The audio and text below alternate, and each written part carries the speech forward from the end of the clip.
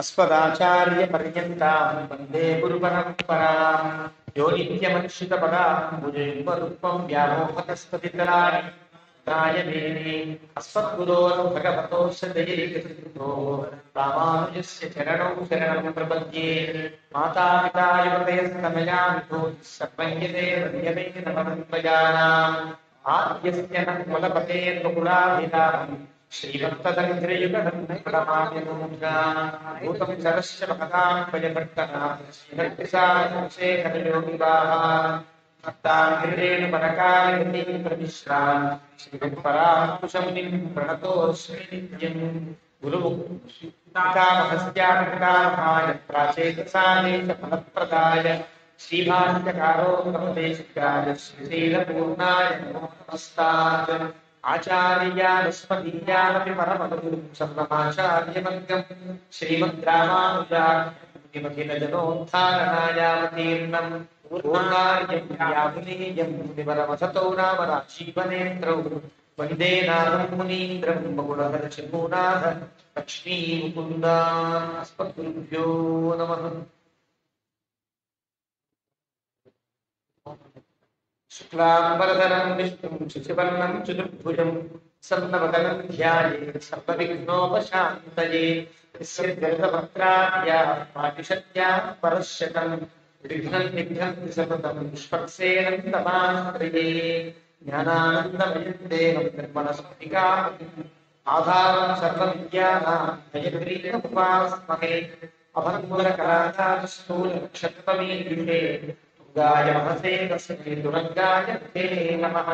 पूजन्तं राम रामेति मधुराक्षरम् आरुह्य कविताशाखां वन्दे वाल्मीकिकोकिलम् वाल्मीकेन मुनिसिंहस्य कवितारचनारिणः शृण्वन् रामकथां बोधयामि पदान्वयम् यः पिबन् सततं रामचरितामृतसारम् अतृप्तस्तं मुनिं वन्दे प्राचेतसमकल्मषम् गोष्पदीकृतवाराशं शकीकृतराक्षसं रामायण महाभारतं वन्दे विधात्मजम् अञ्जनानन्दनं वीरं जानकीशोकनाशनं कपीशमक्षहर्तारं वन्दे लङ्काभयङ्करम् आविष्यन्तमार्ताण्डं गोष्पदीकृतसागरम् जलीकृतशरीरम् आञ्जनेयं नमाम्यहं मनोजवं मारुतुल्यवेगं चिन्तात्मनिष्ठम् वातात्मजं वानरयूथमुख्यं श्रीरामदूतं शिरसा नमामि।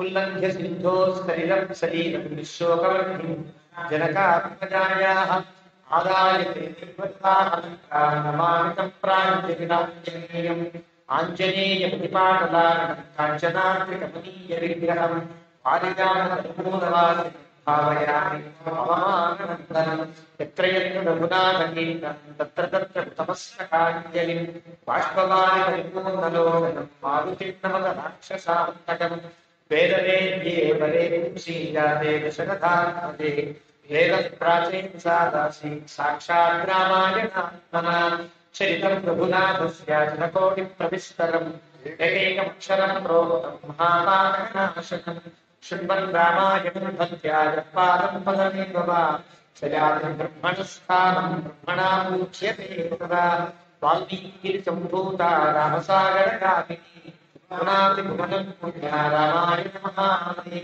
श्लोकसारसभाकीर्णं सर्गकल्लोलसङ्कुलं काणकग्रामहामीनं वन्दे रामायणान्तमं यः कर्णाञ्जलिसम्पुटैः सम्यक् विभक्त्यादरात् वाल्मीके वदनादितं रामायणाख्यं मधु जन्मव्याधिजराविपत्तिमरणेत्यन्तसोपद्रवं संसारं सविहाय गच्छति मां विष्णोपरं शाश्वतं तदुपगतसमाससन्धियोगं सम्मतिरोमहतार्थवाक्यभक्तं रघुवरचरितं मुनिप्रणीतं दशशरथश्चक्निशामयुक्तं श्रीराघवं कुशलतात्मजं सीतापतिं रघुकुलान्वयदीपं मायानुबाहुमरविन्ददलायताक्षं रामं निशाचर विनाशकं नमामि।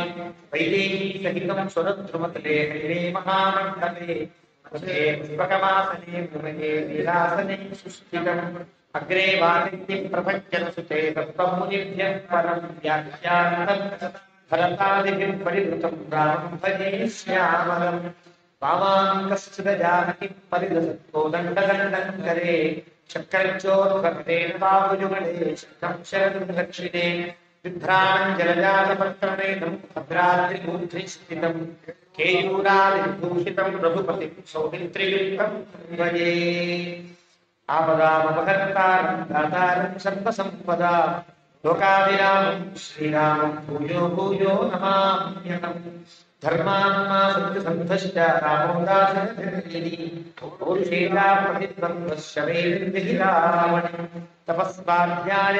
तपस्वी वाग्विदात्मन् नारदं परिपप्रच्छ वाल्मीकिर्मुनिपुङ्गवम्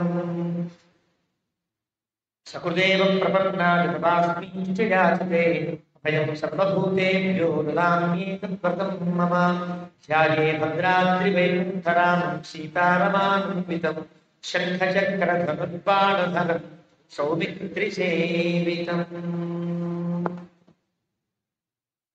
श्रीरामाय नमः। श्रीमते रामानुजाय नमः। सीतादेवी युतं वीरं सर्वभूषणभूषितं पितृभक्तं हरिं ध्यायेत् अयोध्याकाण्डमुत्तमे। सीतारामचंद्र परब्रह्मणे नमः। भगवद्बंधुलारा, శ్రీరామచంద్ర మహాప్రభు అవతరించిన విళంబినామ సంవత్సర పురస్కృతంగా వారి యొక్క గుణానుకీర్తనంగా జరిగేటువంటి రామాయణ ప్రవచన శుభారంభంలో బాలకాండను పూర్తి చేసుకుని అయోధ్యాకాండలోకి ప్రవేశిస్తుంది. బాలకాండలో ఉండే పరమాత్మని ఎలా కీర్తించాలో బ్రహ్మాండ పురాణం కాకపక్షధరం ధ్యాయేత్ అంటూ కాకపక్షధరునిగా చిన్న పిల్లవాడిగా బాలకం ధ్యాయేత్. ఈ అయోధ్యాకాండను ఎలా స్మరించాలి అంటే సీతాదేవి యుతం వీరం సర్వభూషణభూషితం పితృభక్తం హరిం ధ్యాయేత్ అయోధ్యాకాండ ఉత్తమే. సీతాదేవితో కూడుకున్నటువంటి వాడు సర్వాలంకార సంశోధితుడు, అదేవిధంగా పితృభక్తుడు, తల్లిదండ్రుల యందు అత్యంత ప్రపంచులతో తన కాలాన్ని ప్రవర్తనాన్ని నడిపినవాడు అయినటువంటి రామచంద్రమూర్తిని ధ్యానం చేయాలి కాండంతా. ఈ కాండకి ముందుండే కాండ బాలకాండలో ఈ రామాయణం ప్రారంభం కావడమే భగవంతుని యొక్క గుణములతో ప్రారంభం. భగవంతుని యొక్క గుణములను ప్రశ్నించి కదా వాల్మీకి అడుగుతారు. ఒక 16 గుణములను అడిగి ఈ గుణములు కలిగిన మనిషి ఎవరైనా లోకంలో ఉన్నాడా అంటే అతను అడిగిన 16 గుణములకు 3 చేసి సుమారు ఒక 60 గుణములు ప్రస్తావిస్తూ నారద మహర్షి ఈ రామాయణాన్ని ప్రారంభిస్తారు.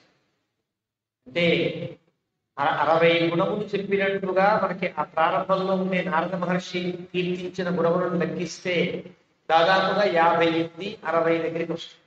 60 గుణములతో కీర్తిస్తారు. అయోధ్యాకాండ కూడా భగవద్గుణాను కీర్తనంతోనే బాలకాండ భగవంతుని యొక్క గుణములను ప్రశ్నించే తీరులో గుణములు ఏర్పడతాయి. ఆ అయోధ్యాకాండ సీతాదేవితో చేరిన తర్వాత సర్వ కళ్యాణ గుణాకరుడు అయ్యాడని చెప్పడానికి వీలుగా గుణాను కీర్తనంతో ప్రారంభం.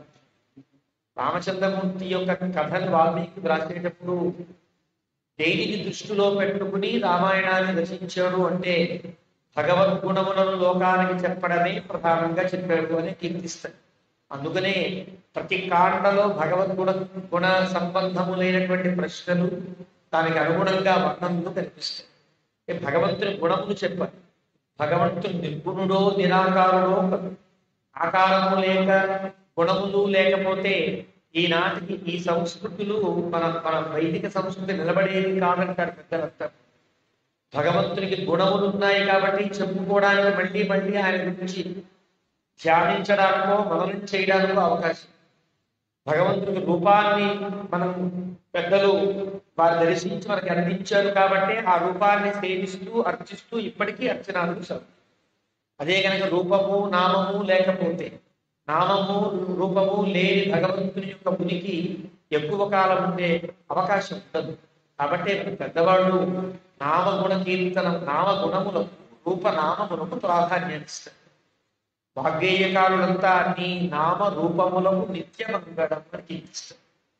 భగవంతుడికి నామము నిత్యమై ప్రకాశించాలి, రూపము నిత్యమై ప్రకాశించాలి. నామము అంటే గుణమని అర్థం, రూపం అంటే ఆకారం అర్థం. నిరాకారము నిర్గుణము కాదు, సాకారము శకునము. పరమాత్మని కీర్తించవలసిన విధానం అద్భుతమైనటువంటి అందమైనటువంటి దివ్యమంగళ విగ్రహత్వం, సకల కళ్యాణ గుణాకరత్వం. ఈ రెండూ ఉంటే భగవంతుడి యొక్క సాన్నిధ్యము, భగవంతుడి యొక్క ఉనికి మనం నిలబెట్టగలుగుతాం. కాబట్టి భగవంతుని ఆ రకంగా స్థాపించిన వారిలో ఉత్తమాచార్యులుగా భగవద్ రామానుడు కనిపిస్తారు. భగవద్గుణ స్థాపన చేసిన వారంట. మోహాంధకారే నిపతితో భగవత అని కీర్తిస్తారు. ఒక మోహాంధకారంలో పడిపోతున్న భగవంతుడికి చేతినిచ్చి రక్షించిన వారండి రామానుజుల వారండి అని కీర్తిస్తారు. యతిరాజ సప్తతి అనేటువంటి గ్రంథంలో. కాబట్టి భగవంతుని యొక్క నామరూపములు, ఈ నామరూపమును చెప్పడానికే ఈ రామాయణం అంతా ఆవిర్భవించింది. అందుకే రామాయణాన్ని ద్వయమంత్ర వివరణము అని అంటారు. ద్వయమంత్రంలో శ్రీమత్ పదార్థముగా శ్రీమత్ అనేటువంటి పదము బాలకాండగా ఏర్పడితే నారాయణ చరణం అనేటువంటి నామము అయోధ్యాకాండగా నారాయణ చరణం రెండు పదములు. ఈ రెండు పదములు దేనిని మనకి ప్రకటిస్తున్నాయి అంటే నారాయణ అనే పదమేమో భగవంతుని కళ్యాణ గుణములు చెప్తాం, చరణం అనే పదమేమో భగవంతుని యొక్క దివ్య విగ్రహాన్ని చెప్తాం. ఎలా చెప్తారు? భగవంతుని యొక్క శ్రీపాదములు అని ఎప్పుడైతే అన్నామో పాదములు ఎక్కడ ఉంటాయి? శరీరాలు. పాదములు ఏకదేశ గ్రహణం. పాదములు చెప్పినందువల్ల ఆయన దివ్య రూపం అంతా కీర్తించినట్టు. నారాయణ అనే పదము అన్ని గుణములను చెప్పి భగవంతుని ఉండే సకల కళ్యాణ గుణములన్నీ కూడా నారాయణ నామంలో ఇమిడి ఉన్నాయని వ్యాపక మంత్రములలో అద్భుతమైన మంత్రంగా నారాయణ నామాన్ని కీర్తిస్తారు. అందువల్ల ఈ నారాయణ చరణం అనేటువంటి ద్వయమంత్రంలో ఉండేటువంటి పదమే అయోధ్యాకాండగా విస్తృతిని పొందింది అని పెద్దలు చెబుతూ, ఈ కాండ ప్రారంభం కూడా గుణానుకీర్తనంతోనే అలా ప్రారంభమయ్యేటువంటి కాండ ఒకటి సరిగ్గా మనం ప్రవేశిస్తున్నాం. రామాయణంలో బాలకాండ అంటే బాలుడైన భగవంతుని యొక్క కీర్తనాన్ని చేసిన కాండ కాబట్టి బాలకాండ. రెండవది బాలుడని ఎవరికి పేరు అంటే విశ్వామిత్రునికి పేరు అంటారు గోవిందరాజస్వామి. బాలుడు అనగా ఒక పట్టుదల పట్టి తాను భగవతత్వాన్ని దర్శించేంతగా బ్రహ్మర్షిత్వాన్ని పొంది ఎదిగినప్పుడు. కాబట్టి బాలుడెవరు ఆ కాండలో అంటే విశ్వామిత్రుడు అంటే అంటే విశ్వామిత్రుని యొక్క కథ ప్రధానంగా ఉండేదా అనిపిస్తుంది బాలకాండ అంతా. విశ్వామిత్రుడు బాలకాండ అంతా వ్యాపించినట్టుగా కనిపిస్తుంది. రాముడు పుట్టిన సర్గ చివరిలోనే విశ్వామిత్రుని యొక్క ప్రవేశం దగ్గర నుంచి సీతా కళ్యాణం వరకు విశ్వామిత్రుని యొక్క అనుగమనమే. కాబట్టి విశ్వామిత్రుడు ప్రధానంగా బాలుడుగా కీర్తించబడ్డాడండి. విశ్వామిత్ర కథ ఉపోద్బలకంగా కీర్తించబడ్డ కాండం కూడా కాబట్టి దానికి బాలకాండ. అయోధ్యాకాండ అనగా అయోధ్యలో జరిగిన సంఘటనలన్నీ సమాహారంగా ఉన్నది కాబట్టి అయోధ్యాకాండ. ఇది సామాన్యమైనటువంటి అయోధ్య అంటే యోద్ధుం శక్య నశక్య అయోధ్య. యోద్ధుం శక్య యోధ్య నశక్య అయోధ్య. అంటే జయించుటకు, ఎదిరించుటకు, దాటుటకు, అతిక్రమించుటకు వీలు కాదు. ఇందులో ఉండే రామచంద్రమూర్తి యొక్క ప్రవర్తనము కానీ, కథలో జరిగేటువంటి అంశములు కానీ ఇలా కాకుండా ఇంకోలా జరగడానికి వీలు లేకుండా ఉంటాయి. రాముడు చెప్పే రాజనీతి ధర్మాలు కావచ్చు, వశిష్ఠాదులు చెప్పే అరుణయ వాక్యాలు కావచ్చు, దశరథుడు పలికేటువంటివన్నీ కూడా ధర్మబద్ధంగా అనిపిస్తాయి. కాబట్టి ఇవి చాలా ఇంతకంటే మించి ధర్మాన్ని చెప్పగలిగే విధానం మరొకటి ఉండదని చెప్పడానికి వీలుగా సాగే కాండ కాబట్టి దీనికి అయోధ్యాకాండ అని పేరు పెట్టారు. కాబట్టి అయోధ్యాకాండ ఈ రెండవ కాండ. దీనిలో ప్రథమ శ్లోకంలోని గచ్చట మాతులకులం భరతేన తదానఘః శత్రుఘ్నో నిత్య శత్రుఘ్నః నీత ప్రీతి పురస్కృతః అని ప్రారంభం చేస్తారు. ఇందులో ఎవరిని ముందుగా కీర్తిస్తున్నారు అంటే శత్రుఘ్నుడు కీర్తిస్తున్నారు. ఎలాగా శత్రుఘ్నుడు నీత ప్రీతి పురస్కృత, చాలా ప్రీతిగా భరతుని చేత తీసుకుని పోబడిన వాడు భరతుడు శత్రుఘ్నుడు. శత్రుఘ్నుడికి పెద్దగా మనకి రామాయణంలో పాత్ర కనిపించనట్టుగా శత్రుఘ్నుడి మాటలు తక్కువ రామాయణం మొత్తం. మహాగణక చెప్తే సుమారు ఒక 10 శ్లోకములు తప్ప మనకి ఇంకేం కనిపించదు శత్రుఘ్నుడి యొక్క మాటలు. అంతలా ఉత్తరకాండ మినహాయిస్తే 6 కాండలలో ఎక్కడా కూడా శత్రుఘ్నుడి యొక్క ప్రస్తావన పెద్దగా కనిపించదు. కానీ శత్రుఘ్నుడు ఉంటాడు, శత్రుఘ్నుడు కలిసే ఉంటాడు, తిరుగుతూనే ఉంటాడు. కాబట్టి శత్రుఘ్నుడిని కీర్తిస్తూ చంపూ రామాయణ వ్యాఖ్యలో రాముడు పుట్టాడు, లక్ష్మణుడు పుట్టాడు, భరతుడు పుట్టాడు, శత్రుఘ్నుడు జన్మించాడు అని చెప్పే సందర్భంలో ఆ వ్యాఖ్యలో భక్తి అనే మహానుభావుడు చెప్తాడు. కౌసల్యాసావి, కౌసల్య కన్నది రాముడు, లక్ష్మణుణ్ణి సుమిత్ర కన్నది, భరతుణ్ణి కైకేయీ సుతం లేదే కైకేయి కంది. కానీ శత్రుఘ్న ఉదార చేష్టం సుమిత్ర ప్రపోష్ట, సుమిత్ర కన్నది శత్రుఘ్న ఉదార చేష్టం అని ఒక అద్భుతమైన నామాన్ని కీర్తిస్తుంది. రాముడికి విశేషణం ఉండదు, లక్ష్మణ స్వామికి విశేషణం ఉండదు, భరతునికి విశేషణం ఉండదు. శత్రుఘ్నుడు అట ఉదార చేష్టుడు, ఉదారములైన గుణములు కలిగినవాడు కాదు, ఉదారమైన చర్యలు కలిగినవాడు. గుణములు కీర్తించాలంటే మళ్ళీ తన మీద మాట్లాడన్నాడు జరగాలి. అతని చేష్టలన్నీ ఉదారములుగా ఉంటాయి అని కీర్తిస్తాడు. అలాంటి ఉదారుడైనటువంటి శత్రుఘ్నుడు 2 విశేషాలు వేస్తాడు వాల్మీకి. శత్రుఘ్న నిత్య శత్రుఘ్న తదా అనఘ, అనఘుడు నిత్య శత్రుఘ్నుడు అని అంటాడు. అనఘుడు పాపరహితుడు, నిత్య శత్రుఘ్నుడు నిత్యము శత్రువును జయించేవాడు అంటే. నిజానికి ఇప్పటిదాకా వీళ్ళకి యుద్ధములు ఏం లేవు. శత్రుఘ్నుడిని శత్రువులను చంపినవాడు అనవలసిన అవసరం కూడా లేదు. మరి నిత్య శత్రుఘ్న, నిత్యము శత్రువులతో దెబ్బలాడుతున్నాడా అంటే ఏం దెబ్బలాడుతా. మరి శత్రుఘ్నుడికి నిత్య శత్రుఘ్న అని వాల్మీకి ఎందుకు చెప్పాడు అంటే నిత్యము మనతో ఉండే శత్రువులు 6 ఉంటారు కదా. కామ క్రోధ లోభ మోహ మద మాత్సర్యములని అరిషడ్ వర్గం అని అంటారు. 6 మనలో ఉంటాయి. ఈ 6 శత్రువులు అంటారు. వీటిని బాగా అణచిపెట్టి రాముని యొక్క, భరతుని యొక్క, లక్ష్మణుని యొక్క అనువర్తనం చేసిన వాడి. కాబట్టి అతనిలో ఎలాంటి కామము లేదు, ఎలాంటి క్రోధము లేదు, మాత్సర్యం లేదు, ఏ రకమైనటువంటి దోషభూయిష్టమైన గుణము లేకుండా ఉదార చేసుకుంటుంది. అంటే అతను చేసే ప్రతి పని కూడా ఒక తమ్ముడు అన్న పట్ల చేయవలసిన తీరు, ఒక కుమారుడు తండ్రి పట్ల ఉండవలసిన తీరు, ధర్మాలు ఏం చెప్పాయో ఆ ధర్మాలు తన ఆచరణలో తెలుసుతాయి అని అంటారు. కాబట్టి రామచంద్రమూర్తితో ఉండే సాంపర్కం కానీ, భరతునితో ఉండే సహవాసం కానీ శత్రుఘ్నుడి యొక్క గొప్పతనంగా చెప్పి అనఘ. అలా అని అయ్యో నాకంటే ఫలానా వాడు గొప్పగా ఉన్నాడు, రాముడికే కీర్తన వస్తుంది, నన్ను ఎవరు పట్టించుకోవట్లేదు అనే అభిప్రాయం కలిగిన వాడు కాడు అనఘ. ఎలాంటి పాప చింతన లేనివాడు, ఎలాంటి దోషము లేనివాడుగా శత్రుఘ్నుడికి కీర్తిస్తాడు. అలాంటి శత్రుఘ్నుడిని భరతుడితో వెళ్ళాడు అని చెప్పాలి వారికి. చెప్పాలి భరతునిచే తీసుకొన పోబడిన వాడు. భరతుడు ఒక వస్తువు తీసుకెళ్ళినట్టుగా, అంటే మనం ఏదో ఊరికి వెళుతూ ఒక బ్యాగో సుట్కేసో తీసుకెళ్ళినట్టుగా శత్రుఘ్నుడిని తీసుకెళ్ళాడు. శత్రుఘ్న వస్తావా రావా అంటే నేను రానున్నయ్యాను వస్తానన్న మాటలు ఏం లేవు. భరతుడు బయలుదేరితే శత్రుఘ్నుడు వెనకాల ఉంటాడు, శత్రుఘ్నుడు తీసుకునే తాను పెడతాడు. భరతేన తదానఘ శత్రుఘ్నో నిత్య శత్రుఘ్న నీత ప్రీతి పురస్కృత. ఈ శత్రుఘ్నుడిని మన సాంప్రదాయిక కనిశ్లోకిలో పెద్దలు కీర్తిస్తారు.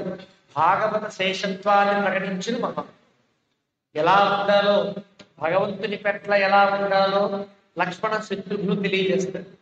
భాగవతోత్తముల పట్ల, భగవద్భక్తుల పట్ల ఎలా ఉండాలో శత్రుఘ్నుడు తెలియజేస్తాడండి. భాగవత శేషత్వానికి గొప్ప ప్రతీక శత్రుఘ్నుడు అంటారు. కాబట్టి శత్రుఘ్నుడు నీత ప్రీతి పురస్కృత, భరతుని చేత తీసుకుని వెళ్ళబడిన వాడై భరతుని యొక్క మేనమామ ఇంటికి వెళ్ళాడు. సదత్ర నివసతు భ్రాత్రాసహ సత్కార సత్కృత మాతులేన అశ్వపతిన పుత్రస్నేహేన లాలిత తత్రాపి నివసంతౌ త్రవ్యమానౌ చ కామతః భ్రాతరౌ స్మరతాం వీరౌ వృద్ధం దశరథం కృతం. అలా చాలా కాలం అక్కడ ఉన్నారు. భరతుని మేనమామగా ఇల్లది, అశ్వపతి గారి ఇల్లు. భరతుడి యొక్క మేనమామ విభాజిత్ అని అంటారు. వారి యొక్క అంతఃపురంలో రాజ్యంలో ఉన్నారు. హాయిగా ఆనందంగా గడుపుతున్నారు. శత్రుఘ్నుడితో భరతుడు కలిసి తర్ప్యమాణం చ కామతః, అన్ని రకాల సుఖములను సుఖములతో ఆనందపడుతూ ఉండగా ఒక రోజున వారిద్దరికి నాన్నగారిని చూద్దాము అనిపించింది. భరతుడికి శత్రుఘ్నికి కూడా.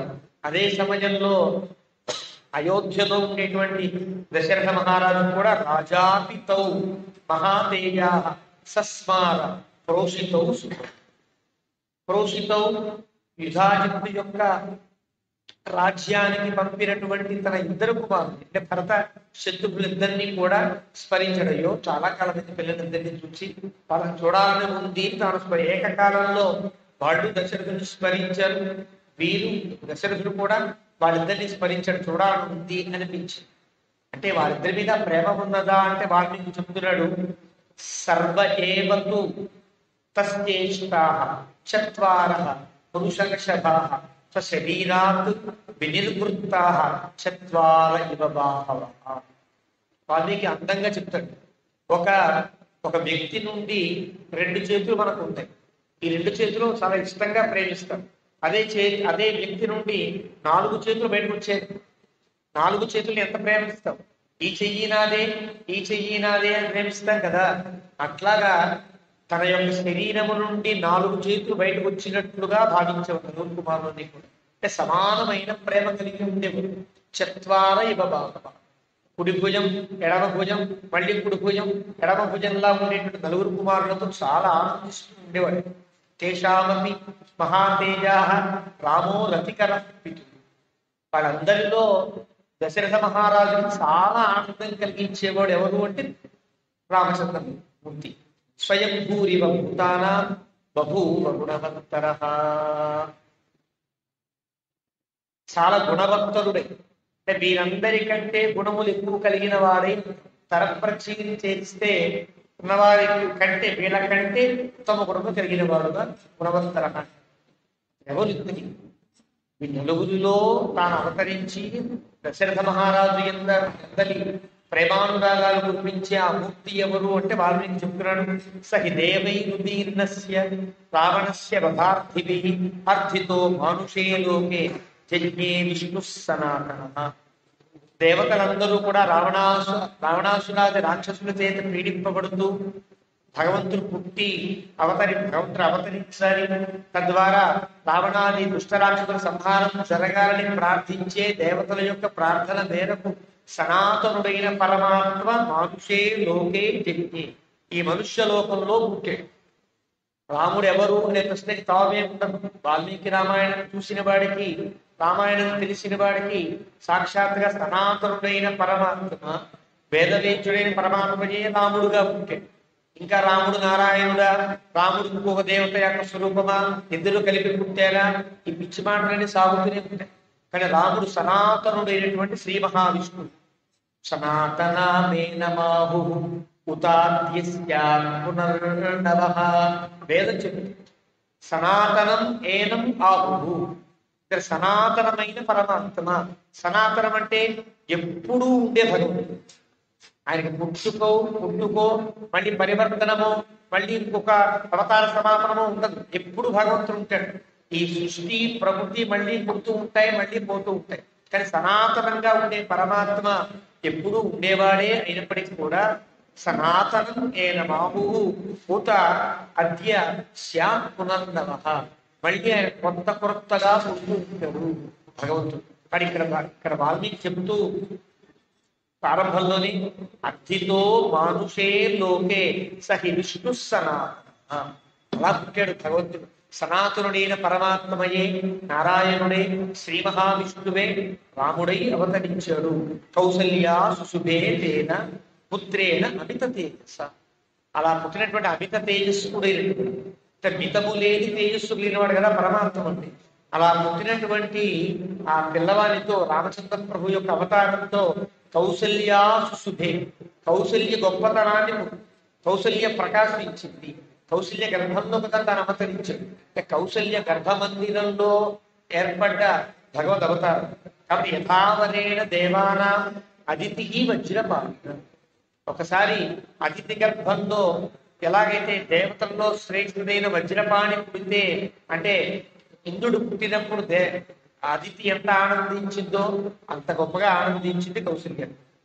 సహి రూపోపపన్నశ్చ వీర్యవాన్ అనసూయక భూమౌ అనుపమ సూను గుణై దశరథోపమ. ఈ లోకంలో రూప ఉపపన్నశ్చ, రూపం ఎట్లా ఉండాలంటే ఇలా ఉంది. ఒక పురుషోత్తముడైన వాడు ఎలా ఉండాలి, ఉత్తమ పురుషుడు ఎట్లా ఉంటాడు అంటే ఇలా రాముడిలా ఉంటాడు. ఉత్తమ పురుషుడి లక్షణములన్నీ ప్రోగు చేసుకుని సీతారామాంజనేయ సంవాదమని పెద్దలు అద్భుతమైనటువంటి ఒక కావ్యాన్ని రాస్తారు. అందులో అన్ని గుణములు ఒక ఒక పురుషుడికి ఉండే ఉత్తమ లక్షణములన్నీ ప్రోగు చేసి రాముడిలో ఎలా ఉన్నాయో దాన్ని నిరూపిస్తారు. అలా ఉత్తమ గుణముల యొక్క రూపమైనటువంటి వాడు యథా రూపోపపశ్చ వీర్యవాన్, గొప్ప అద్భుతమైనటువంటి పరాక్రమం కలిగిన వాడు. అనసూయక, ఎవరి మీద అసూయ లేదండి. భూమౌ అనుపమ, రాముడి లాంటి వాడు ఎవరైనా ఉన్నాడా అంటే ఇంకొకడు ఉన్నాడని చెప్పడానికి వీలు. అనుపమ, ఉపమానము లేకుండా ఉండే అద్భుతమైనటువంటి. సూను గుణై దశరథోపమ, దశరథునితో సమానమైనటువంటి గుణ సంపద కలిగిన వాడు. అనుపమ దశరథ ఉపమ, అంటే అనుపముడు దశరథోపముడు ఎలా కుదురుతుంది? గుణైకి దశరథోపమ అంటే మనోజవం మారుత తుల్య వేగం అంటారు ఆంజనేయుడు. మనస్సంత వేగము కలిగిన వాడు అని. మళ్ళీ మారుత తుల్య వేగం అంటే ఎట్లాగండి? గాలి కంటే మనస్సు వేగమైంది కదా. మనస్సు కంటే వేగమైన వాడు, మనస్సుకుండే వేగము వంటి వేగము కలిగిన వాడు హనుమంతుడు. మళ్ళీ గాలితో సమానమైన వేగం కలిగిన వాడు తక్కువ చెప్పినట్టు కాలేదా అంటే తక్కువ చెప్పినట్టుగా. దీని వెనక నుంచి వేసుకుని మారుత తుల్య వేగం అంటే మారుతము అంటే వాయుదేవుడు, వాయుదేవునితో సమానమైనటువంటి ఒక గొప్ప జవము కలిగిన. జవం అంటే అందరినీ బతికించే గుణము కలిగిన వాడు. ఎలా బతికిస్తాడో యుద్ధకాండలో జాంబవంతుడు చెప్తాడు. హనుమంతుచితే ప్రాణి, హనుమంతుడు బతికున్నాడా నాయన అడుగుతాడు యుద్ధకాండలు. అలా అడుగుతున్నావు తాత? రాముడిని అడగాలి కదా, లక్ష్మణ స్వామిని అడగాలి కదా. మీ రాజు సుగ్రీవుడు బాగున్నాడా అని అడగకుండా హనుమంతుడు బాగున్నాడా లేవా అడుగుతాడేమంటే తస్మిన్ జీవతి యస్మిన్ జీవతి జీవామహ. హనుమంతుడు బతికుంటే మనం అంతా బతికుంటామని చెప్పే సంఘటన గుర్తు చేయడం కోసం మారుత తుల్య వేగం అంటే అందరిలో శ్వాసపూర్వకంగా ఉండేవాడు అని చెప్పడం తప్ప అది కేవలం అది కాదని చెప్తారే. అలా ఇక్కడ కూడా పెద్దలు చెప్తారు వ్యాఖ్యానాన్ని. అనుపమ, ఉపమానము లేనివాడని చెప్పి దశరథునితో సమానమైన వాడు అంటే తగ్గించినట్ట పెంచినట్ట. దశరథ అనే పదములకు అర్థమేమి? గుణై దశరథ ఉపమ. దశ అంటే పక్షికి పేరు, పక్షి రాజుకి పేరు. గరుత్మంతుడికి దశ అనే పేరు. అయోధ్యాకాండలో వస్తుంది ఆ వ్యాఖ్యానం కూడా.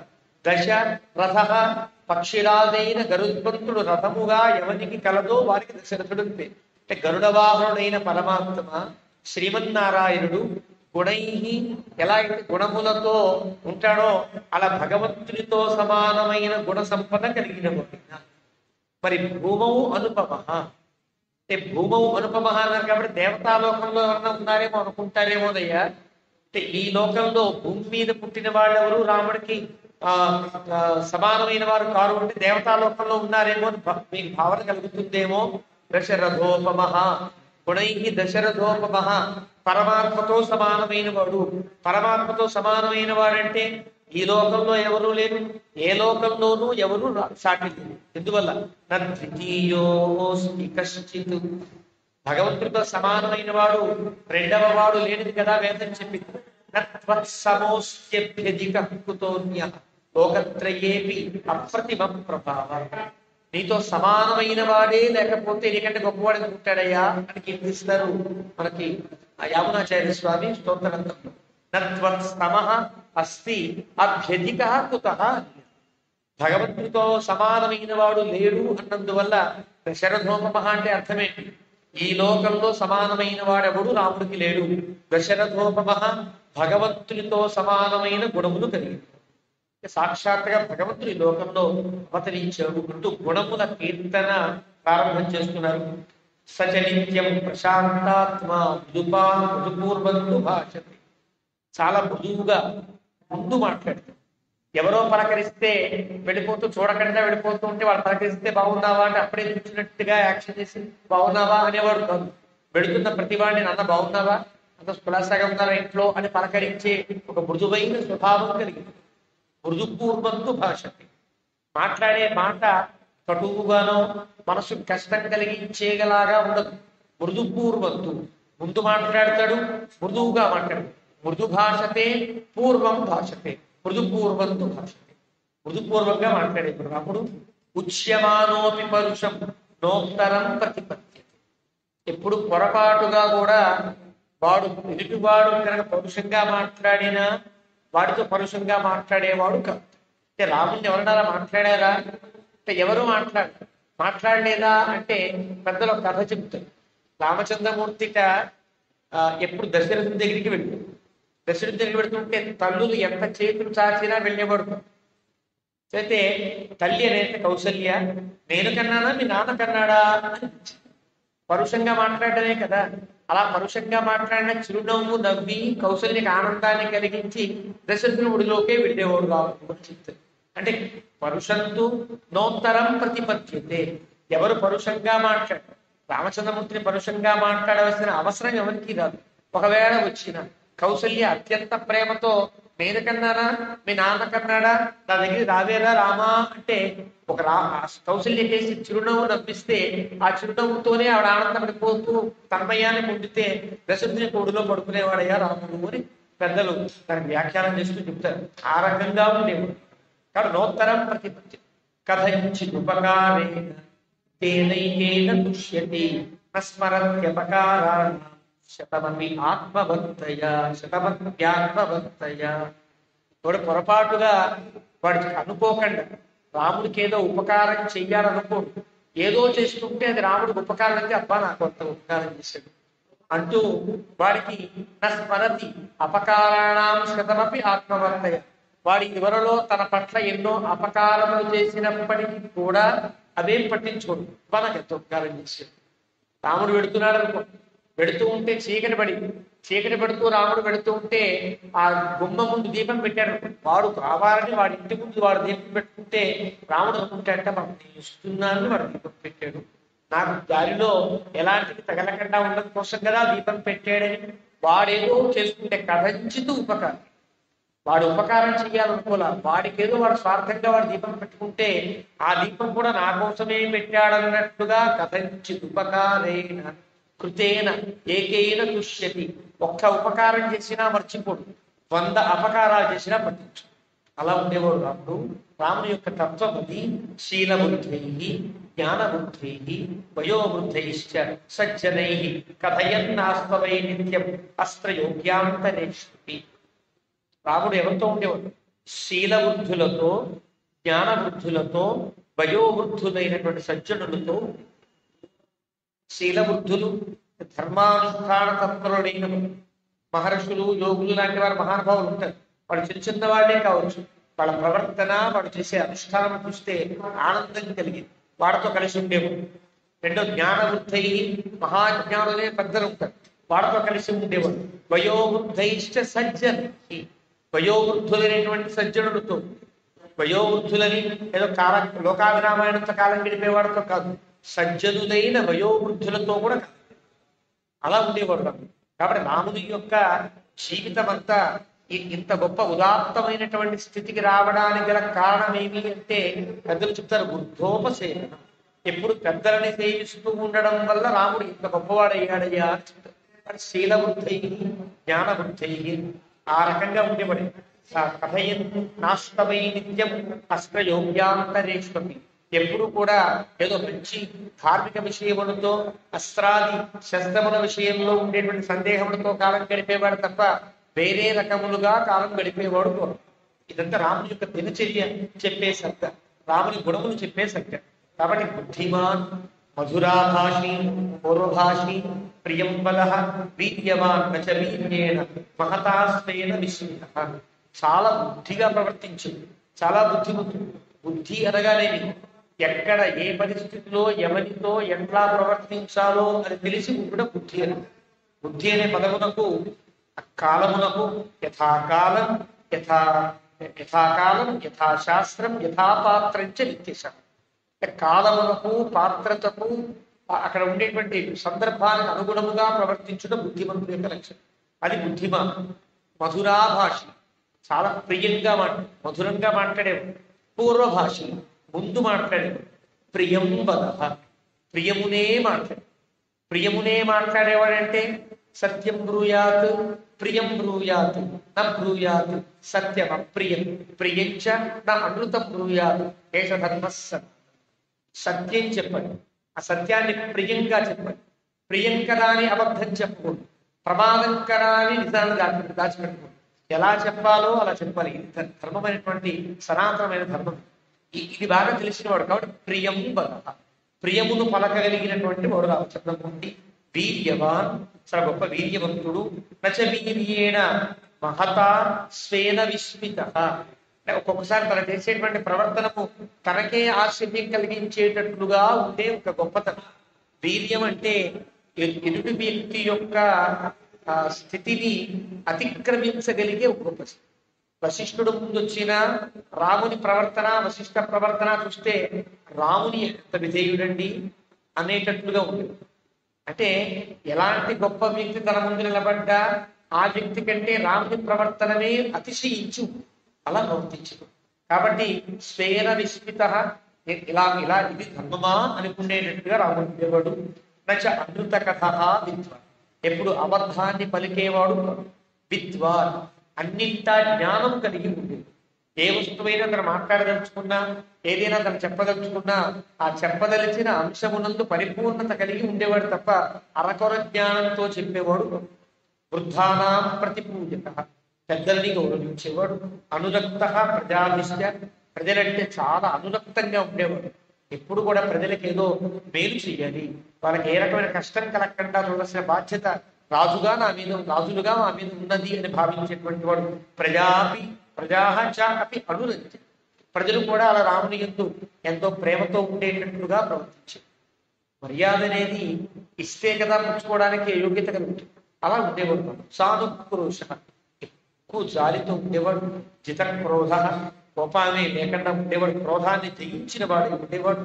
బ్రాహ్మణ ప్రతిపూజక, బ్రహ్మవేత్తలైన వారిని ఎప్పుడు వాళ్ళని ఆరాధిస్తూ వాళ్ళకి యోగ్యతను కలిగిస్తూ వాళ్ళు ఉంటే లోకానికి మేలు కలుగుతుంది అని వాళ్ళని ఏ రకమైనటువంటి వాళ్ళ స్థితిలో ఔన్నత్యం తగ్గకుండా ఉండేటట్లుగా వాళ్ళని ఆదరిస్తూ ఉండేవాడు.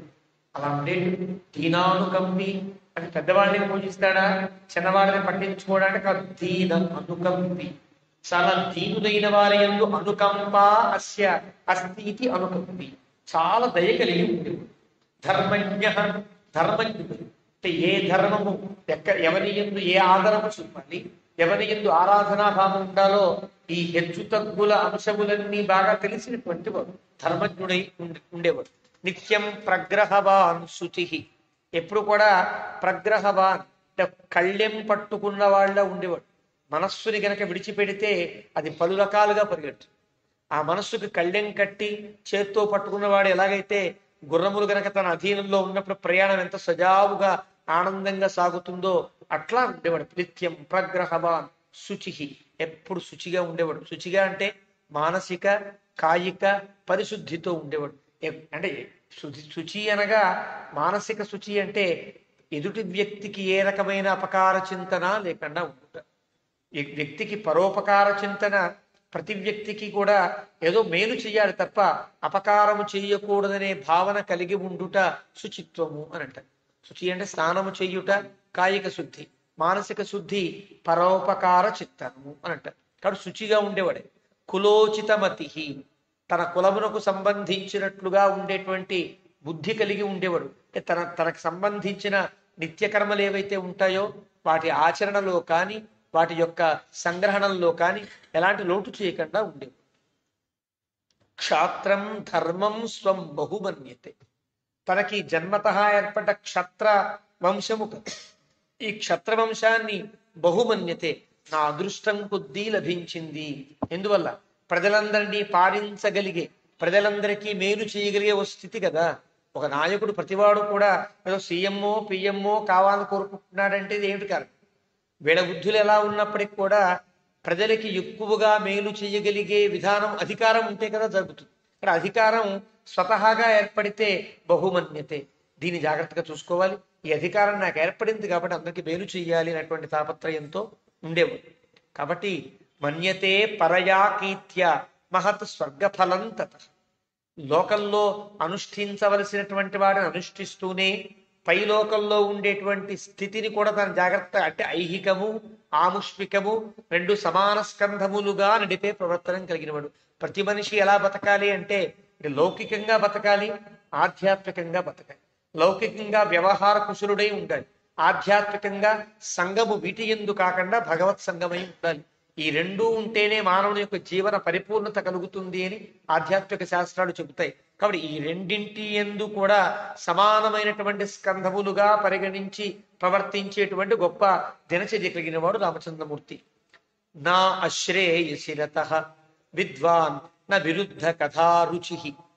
శ్రేయస్సు కాని వాటి యందు ఏమాత్రం రుచి లేకట, తనకి అవసరము లేని లేదా లోకానికి అపకారకములయ్యే వాటి యందు ఏమాత్రం రుచి లేకుండా, అదేదో పొందితే ఏదో ఆనందం కలుగుతుంది అనేటువంటి రుచి లేకుండా, విరుద్ధ కథారుచి, లోక విరుద్ధములైన కథల యందు ఎప్పుడు ప్రవర్తన ఉండేది కాదు. లోకమునకు మేలు చేసి లోకమునకు రక్షణ కలిగించే కథల యందే రుచి కలిగి ఉండేవాడు అంటే మహాత్ముల కథలు విని. మన పెద్దలందరూ కూడా మహాత్ముల కథలు పిల్లలకి చెప్పడానికి కారణమే ఈ కథలు వింటూ ఉంటే కథలలో ఉండే గుణములను పట్టి కానీ, కథల యొక్క కథానాయకుని యొక్క గుణములను పట్టి కానీ వీడు ఉదాత్త గుణములు కలిగిన వాడే పెరుగుతాడని కదా.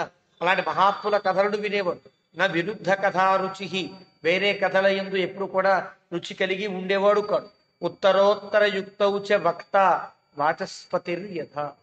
ఉత్తరోత్తర వక్త అంటే ఇలా చేస్తావా, ఇలా చేస్తే ఇలా చేయవలసి వచ్చి ఈ అధర్మం ఏర్పడుతుందిరా, ఇలా చేయకు, ఇలా చెయ్యి అంటే జరగబోయేటువంటి దాన్ని కూడా ముందుగా ఊహించి ఎలా చేస్తే ఆ వ్యక్తి యొక్క ప్రవర్తనము సక్రమంగా సాగుతుందో అట్లా చెప్పేవాడు. వాగ్మి అని అంటారు. వక్త వాచస్పతిర్యథ, బృహస్పతి లాంటి ఒక వక్తగా ఉండేవాడు. ఆ రోగ, ఎలాంటి రోగము లేకుండా ఉండేవాడు. తరుణ, మంచి యవ్వనంలో ఉండేవాడు. వాగ్మి, పలకడంలో మాట్లాడడంలో తగినటువంటి స్థితిలో ఏ స్థాయిలో ఎవరితో మాట్లాడాలో తెలిసినవాడు. అంటే కొంతమందితో పెద్దగా మాట్లాడు, కొంతమందితో మధ్యమ స్వరంతో మాట్లాడు, కొంతమంది దగ్గర తగ్గించి మాట్లాడు. సుందరకాండలో హనుమంతుడు చెప్తాడు ఎలా మాట్లాడాలో చెప్తాడు. ఆ మాట్లాడే తీరుని తాను తర్కించుకుని సీతమ్మతో ఇలా మాట్లాడాలి అనుకుని మాట్లాడతాడు. ఇలాగా మాట్లాడడం అనేది హనుమంతుడు అనుకుని చేశాడు. కానీ రామునికి సహజంగా ఉండేటువంటి గుణం. ఆ రకంగా మాట్లాడే విషయంలో వాగ్మీత పుష్ప, అందమైనటువంటి దేహము కలిగిన వాడు కావడం చేత అందరినీ ఆకర్షించేటట్టుగా ఉండే గుణము కలిగిన వాడు. పార్థివా దేశకాల ఋతు, దేశము కాలము బాగా తెలిసింది. తను ఏ దేశంలో ఉన్నాడో అంటే ఏ స్థలంలో ఉన్నాడో ఏ సమయంలో ఉన్నాడో ఆ సమయానికి కాలానికి తగినట్టుగా ఉండేవాడు. లోకే పురుష సారజ్ఞ, లోకము యందు వ్యక్తుల యొక్క అభిమతాలను చాలా అర్థం చేసుకుని ప్రవర్తించగలిగే ఉండేవాడు. సాధురేకో విజయ, అలాంటి సాధువు ఉత్తమ గుణములు కలిగిన వాడు రామచంద్రమూర్తి. సతు శ్రేష్ఠై గుణై యుక్త ప్రజానాం పార్థివాత్మజ బహిశ్చర యువ ప్రాణ బభూవ గుణతః ప్రియ. ఇన్ని గుణములతో ఉండేటువంటి రాముడు దశరథునికి ఎలా ఉండేవాడు? తన ప్రాణములన్నీ బయట సంచరిస్తున్నట్లుగా ఉండేవాడు. దశరథుని యొక్క ప్రాణములే రాముడంటే ఆయన ప్రాణమా అన్నట్లుగా ఉంటుంది.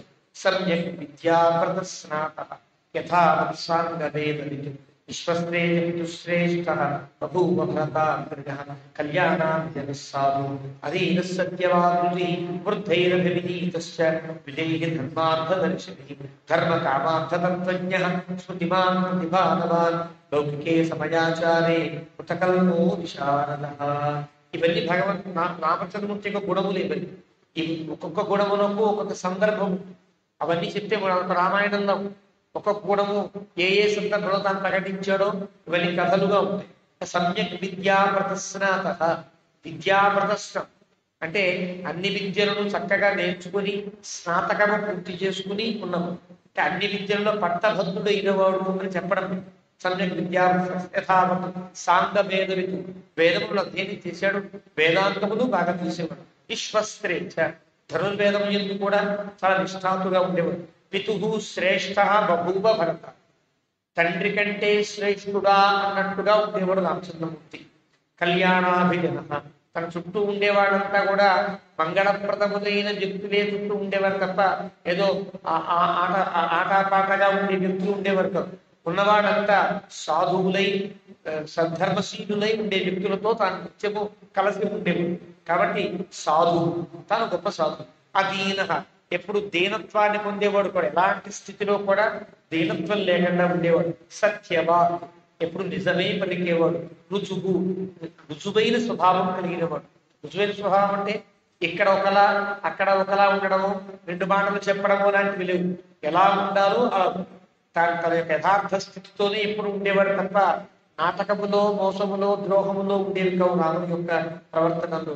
వృద్ధై అభివినీతిశ్చ, పెద్దలంతా కూడా చాలా గొప్పవాడితను, మంచి వినీతుడు అనుకునేటట్టుగా ఉండేవి. ద్విజై ధర్మార్థదర్శిభి, ద్విజులు అంటే ధర్మము అర్థము బాగా తెలిసిన వారు కూడా ఎంత బాగుంటాడయ్యా పిల్లవాడు, ఎంత గొప్పగా ప్రవర్తిస్తున్నాడు అనుకునేటట్లుగా ఉండేవి. ధర్మ కామ అర్థతత్వం, ధర్మమేదో తెలుసు, అర్థమేదో తెలుసు, కామమేదో తెలుసు. అంటే ధర్మాన్ని ఎలా ప్రవర్తించాలి, అర్థాన్ని ఎంతవరకు ఆశించాలి, కామాన్ని ఎంతవరకు పొందాలి, ఇది తెలిసినటువంటి ఒక విధానం తెలిసినవాడు. స్మృతివాన్, ఎప్పుడు కూడా తెలివితో స్పృహతో ఉండేవాడు. ప్రతిభానవాన్, ఎప్పటికప్పుడు నూతనముగా ఆలోచించగలిగి నూతనముగా తను ఆవిష్కరించుకునే శక్తి. ప్రతిభ అంటే నవనవోన్మేషశాలిని ప్రతిభ. ఎప్పటికప్పుడు తనని కొత్తగా మలచుకుంటూ అందరికీ ప్రియుడు అయ్యేటట్లుగా ప్రవర్తించడాన్ని ప్రతిభ అంటారు. అలాంటి ప్రతిభానవాన్ లౌకికే సమయాచారే కృతకల్ప. లౌకికములైన సమయాచారం, సమయాచారం అంటే ఏ సమయమునకు ఏది ఆచరింపతగునో అవి బాగా తెలిసి ఉంటారు. వీటిలో కృతకల్పుడై ఉంటాడు. ఎప్పుడు కూడా అంటే ఇది ఇక్కడ ఇలా చెయ్యాలయ్యా అని చెప్పగలిగేటట్లుగా ఉంటాడు. తానే కల్పాన్ని రచించగలిగేటట్టుగా ఉంటాడు. ఈ సమయం ఇలా వచ్చిందా, దీన్ని ఇలా చెయ్యాలి అంటే ధర్మశాస్త్రాన్ని తెలిస్తే తప్ప అలాంటి సలహాలు ఇచ్చే అవకాశం ఉండదు. అలాంటి కృతకల్పుడై రాముడు ఉన్నాడు. అలాంటి స్థితిలో నిభృత సంవృత, చాలా గూఢమైనటువంటి భావం కలిగిన వాడి రాజు ఉండే గుణములన్నీ చెప్తారు. ఇలాంటి వాడు రాజు అయితే ప్రజలంతా ఎంత సుఖంగా ఉంటారో అని చెప్పడం కోసం రాముడు ఈ గుణములన్నీ కలిగిన వాడు. సంవృతాకార, గుప్త మంత్ర, తాను ఏదైనా చెప్పదలుచుకుంటే చేయదలుచుకుంటే దాన్ని చాలా రహస్యంగా ఉంచి దాన్ని ఎప్పుడు మేలు జరుగుతుందో అప్పుడు దాన్ని ప్రకటించి అందరికీ మేలు జరిగేటట్లుగా చూడగలిగే గుప్త మంత్రులు. సహాయవాన్, అందరికీ సహాయం చేసే గుణం కలిగిన వాడు. అమోఘ, తాను ఏదన్నా అనుకుంటే దానికి అడ్డు చెప్పేవాడు లేకుండా ఉంటుంది. నేను ఇలా అనుకుంటున్నానండి అన్నాడు అనుకోండి, ఫస్ట్ వచ్చి ఇలా కాదయ్యా ఇలా చెయ్యాలి అనే అవకాశం ఉండదు. రాముడు ఇలా అనుకుంటానంటే చాలా బాగుంది అలాగే చెయ్యి అనేటట్టుగా అమోఘ అంటే మోహము లేని ఒక ప్రవర్తనము కలిగి ఉండేది. అలాగే క్రోధ హర్షించ, అమోఘ క్రోధ హర్షించ, ఆయన క్రోధము కూడా మోహముది, ఆయన హర్షము కూడా మోహముది. అంటే అర్థం కోపం వచ్చినా దానికి అమోఘముగా అంటే ఇది ఆపడానికి ఎవరికి శక్యం కాదు. ప్రారంభంలోనే నారద మహర్షిని వాల్మీకి అడిగేటప్పుడు కస్య బిభ్యతి దేవాశ్చ జాతరోషస్య సంయుగే అని అంటారు. ఎవరి క్రోధమును ఎవ్వరూ ఆపలేనో అలాంటి వాడు కాదు. అందరి క్రోధం కూడా దేనికోదానికి ఆగిపోతుంది. గట్టిగా చేయి చూపిస్తే ఆగిపోతారు, ఇంకోటి ఏదో చూపిస్తే ఆగిపోతారు కదా. ఎవరి కోపమైనా ఎంత కోపం వచ్చినా దేనికోదానికి భయపడేటట్టుగా ఉంటుంది. దేనికి భయపడిన కోపం ఎవరికి ఉంటుంది? నిశుద్ధావతారంలో తను చూపించి ఎవ్వరికీ భయపడదు కదా. ఎవ్వరూ ఏం చేయగలిగారు? దేవతలంతా భయపడింది. చివరికి లక్ష్మీదేవి నిత్యానవాహినిగా ఉంటూ ఆయనతో సంసారం చేసి ఆయన మీద పూర్తిగా ప్రేమ కలిగి ఉండేటువంటి ఆవిడ కూడా భయపడి దూరంగా విడిపోయేటట్టుగా అయిపోయింది. పరమశివుడు కూడా ఏదో భయపెట్టాలని శరభావతారాన్ని ఎత్తి ఆయన గండ భేరుండం అయితే భయపడి వెళ్ళిపోయాడు అని శుభపురాణం. అంటే లోకములన్నింటినీ భయపెట్టగలిగే వాళ్ళు కూడా భయపెట్టలేనటువంటి స్థితి అది కదా. భీషాస్మాత్పవతే భీషోదేతి సూర్య భీషాస్మాదగ్నిశ్చేంద్రశ్చ మృత్యుర్ధావతి పంచమ ఇతి అంటుంది. అతని వల్ల భయపడాలి తప్ప అతని ఎవరికి భయపడేటట్టుగా ఉంటాడు అని చెప్పడం. అంటే ఈ అమోఘ క్రోధ అంటే అర్థం భగవంతుడికి తప్ప ఎవరికి ఉండేది కాదు. అలాంటి క్రోధము హర్షము కలిగిన వాడు. త్యాగ సంయమ కాలది, ఎప్పుడు త్యాగం చేయాలో, ఎప్పుడు ఎవరికి ఏది ఇవ్వాలో ఆ కాలాన్ని ఆ త్యాగాన్ని గుర్తించినవాడు. దృఢభక్తి, భక్తి దృఢముగా కలిగిన వాడు, చంచలమైన భక్తి కలిగిన వాడు కాదు. ఈ దేవుని పట్టుకుని ఏం కావట్లేదండి, ఆ దేవుని పట్టుకుంటా అబ్బే లాభం లేదండి, కొత్త దేవుణ్ణి పట్టుకుంటారే స్థితి కాదు. దృఢభక్తి, ఏదైతే పారంపరికంగా భగవద్భక్తి ఉంటుందో దాని ఇందే నిశ్చలముగా ఉంటాడు తప్ప దేవతాంతరములతో లేకపోతే చాంచల్య బుద్ధో కలిగిన వాడు భక్తి. స్థిర ప్రజ్ఞ, ఆయన ప్రజ్ఞ కూడా స్థిరమై ఉంటుంది. నా సద్గ్రాహి, అసత్తునెప్పుడు కూడా చెడు తలంపు కానీ చెడు పనిని కానీ చెడు ఆహారం కానీ స్వీకరించకుండా ఉంటుంది. నా అసద్గ్రాహి, నా దుర్వచ, ఎప్పుడు కూడా పొరపాటుగా కూడా దుష్టమైనటువంటి మాట పలికేవాడు కాడు. నిస్తంగ్రిహి, ఎప్పుడు కూడా బద్ధకంగా ఉండేవాడు కాడు. అప్రమత్తశ, ఎప్పుడు స్పృహలో మేల్కొని ఉండేటట్టుగా ఉండేవాడు.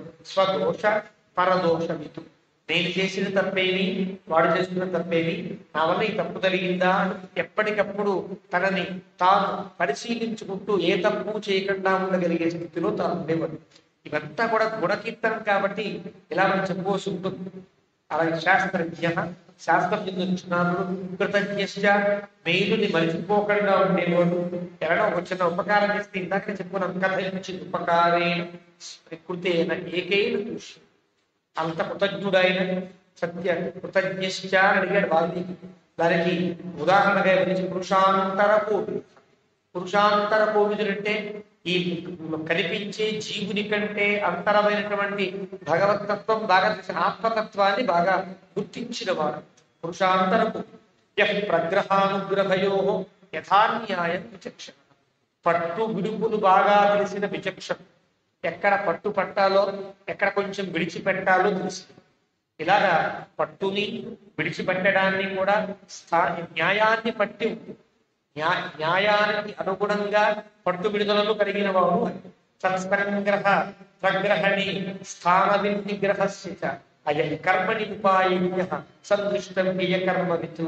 సత్సంగాన్ని అంటే మంచివాడతో స్నేహము కానీ మంచివాడతో కలిసి ఉండడం కానీ తాను ప్రగ్రహణి దాన్ని గ్రహించడంలో స్థానవితు, ఏ సమయంలో ఎవరిని గ్రహించాలో తెలిసిన వాడు.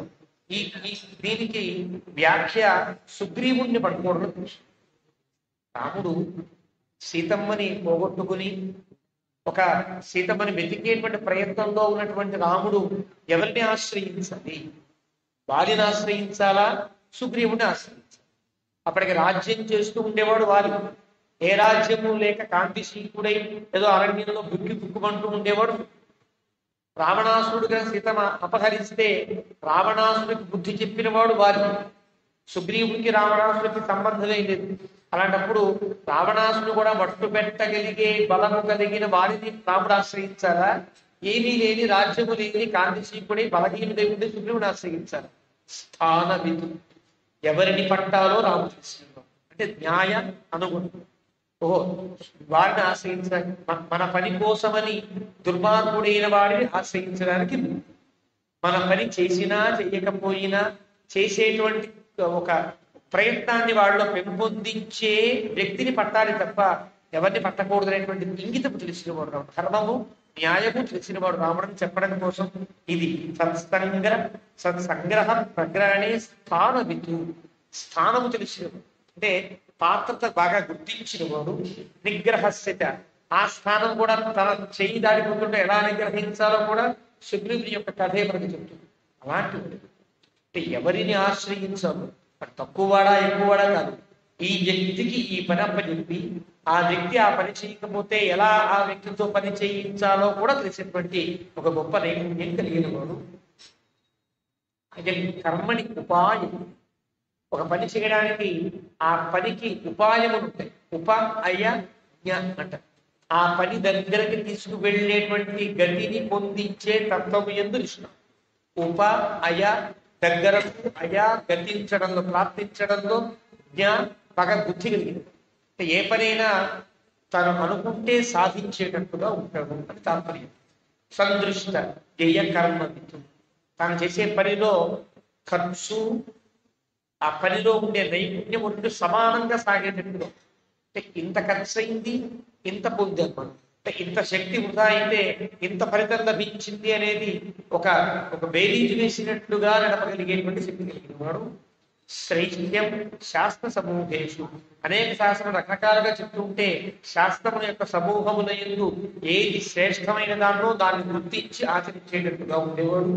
ప్రాప్త వ్యామిశ్రకేషుట అర్ధ ధర్మముత సంగృహ్య సుఖతంత్ర నచ అనసః, ఎప్పుడు బద్ధకించడు, అర్ధధర్మాల యొక్క సంగ్రహం ఎందుకు కానీ వ్యామిశ్రకే పెద్ద ఒక ఇబ్బంది కలిగి ఒక సమస్య ఏర్పడినప్పుడు కూడా ఎలాంటి బాధ లేకుండా సమస్యని విడదీయగలిగేటట్టుగా దేవుడు వైహారికానాం శిల్పానాం విజ్ఞాత అర్ధ విభాగం. అంటే విభాగము, శిల్ప విభాగమునంటే కార్మికములైన పనులు కొన్ని ఉంటాయి. అంటే రకరకాలుగా శిల్పములు, మందిరములు కట్టుట, లేదా బిల్డింగులు కట్టుట, ఇవన్నీ ఉంటాయి కదా. వీటి ఎందు కూడా బాగా నైపుణ్యం కలిగి ఉండేవాడు. విజ్ఞాత అర్ధ విభాగముతో ఎంత పనికి ఏది పని తగునో, అంటే పెద్ద చిన్న పనికి పెద్ద ఖర్చు పెట్టకూడదు, ఎంత ఖర్చు పెడితే ఎంత పని సాధించాలో తెలియదు. అంటే రాజు ఉండవలసిన ధర్మాలు ఇవన్నీ కూడా. ఓ చిన్న పని కోసం వేలది ఖర్చు పెట్ట, వర్షం పడించడానికి కొన్ని కోట్లు ఖర్చు పెట్టకూడదు. ధర్మాన్ని ఆశ్రయిస్తే కొద్ది దానితో వర్షం పడేటువంటి అవకాశం ఉన్నప్పుడు కోట్లు కోట్లు ఖర్చు పెట్టి జేబులో కొన్ని వేసుకుని పగవాడి పొందించి ఏదో చేయదు. అంటే ఖర్చు పెట్టడంలో కూడా ఫలితాన్ని దృష్టిలో పెట్టుకుని ఖర్చులు పెట్టాలి. ఇవన్నీ రాజుకు ఉండవలసిన ధర్మములన్నీ కూడా తెలిసినవాడై ఆరోహే వినయే చేయవ, ఆరోహం ఎక్కడ తాను గౌరవాన్ని పొందాలో తెలుసు, ఎక్కడ తగ్గి ఉండాలో తెలుసు. వారణవాచన అంతేనా, ఆరోహే వినయే చేయవ యుక్త వారణవాచిన, ఈ రెండు యథాసంఖ్యాలంకారంగా చూసుకుంటే ఏనుగుని ఎక్కడమో తెలుసు, గుర్రాన్ని లొంగ తీసుకోవడము తెలుసు. ఆరోహే వారణ, వారణ వినయే వాచ, ఇది క్రమాలంక. అంటే ఏనుగును ఎక్కి కూర్చోగలిగేటువంటి శక్తి. ఎంత మదించిన ఏనుగునైనా తన దారిలోకి తెచ్చుకోగలిగిన వాడు. ఎలాగే ఎంత మొండితనంగా ఉండే గుర్రాన్నైనా తన అధీనంలో తెచ్చుకుని ఉండేటువంటి, అంటే అశ్వశాస్త్రము బాగా తెలిసిన వాడు. ఈ రకంగా ఉండేవాడు రాముడు.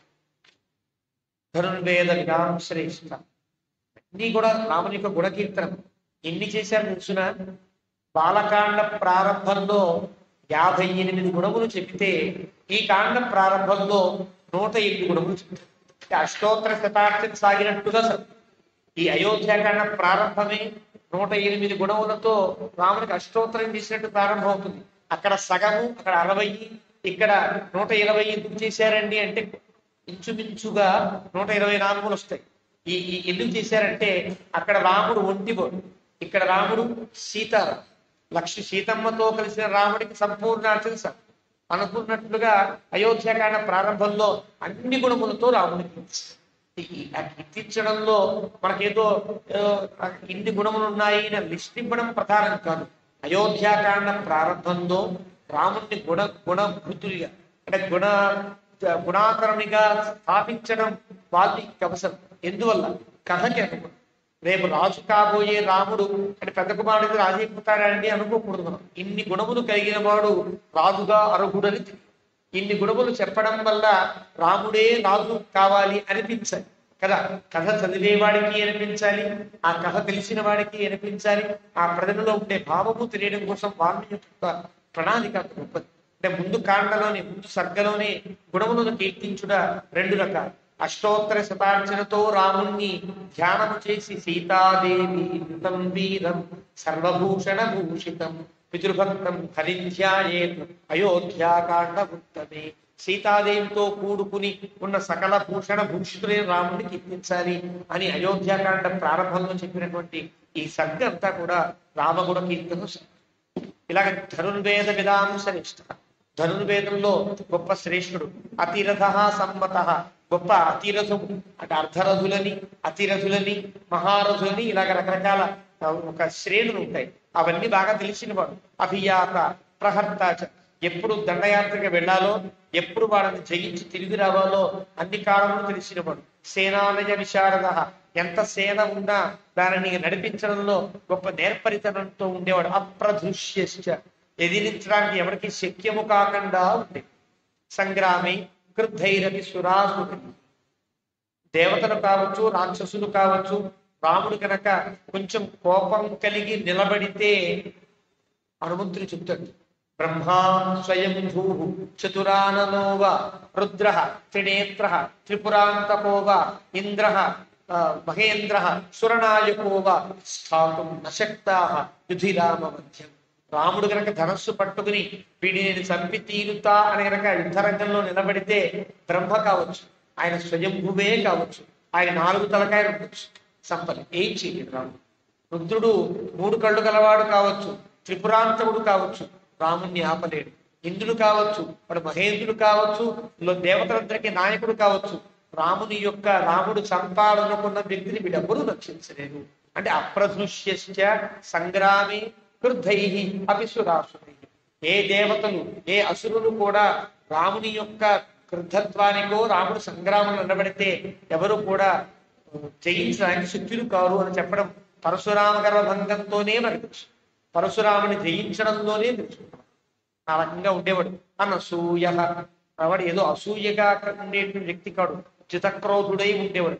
అలా అని వాడు కోపంగా ఉంటే తను కూడా కోపపడిపోయి ఏదో చేస్తాడా అంటే, కోపం ఎప్పుడూ రాముడికి ఉండదు, కోపం తెచ్చుకుని యుద్ధం చేస్తాడు. అందుకే క్రోధస్య వశమే ఇవాన్ ఆహర్త క్రోధమాహారయతి వాల్మీకి చెప్తాడు, కోపాన్ని తెచ్చుకున్నాడు. హనుమంతుణ్ణి కొట్టక ముందు ఆ రావణాసు యుద్ధం చేస్తుంటే లేని కోపాన్ని తెచ్చుకున్నాడు. రాముడి కోపం తెచ్చుకుని యుద్ధం చేశాడు.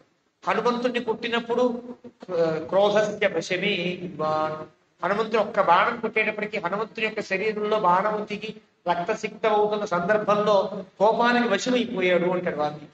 అప్పటిదాకా కోపాన్ని తెచ్చుకున్న రాముడు కోపానికి దొంగిపోయాడండి చెప్తారు, సందర్భం అట్లా. కాబట్టి ఎప్పుడు కూడా చితక్రోధుడై ఉంటాడు. కోపం తన చేతిలో కావాలంటే వస్తుంది, కావాలంటే తగ్గించుకుంటాడు. ఎప్పుడు తాను తగ్గించలేని కోపం వస్తుంది అంటే తనని ఆశ్రయించిన వారికి బాధ కలిగినప్పుడు ఆ కోపాన్ని తాను కూడా అణుచుకోవడం అర్థం. అది చితక్రోధంతో ఉంది.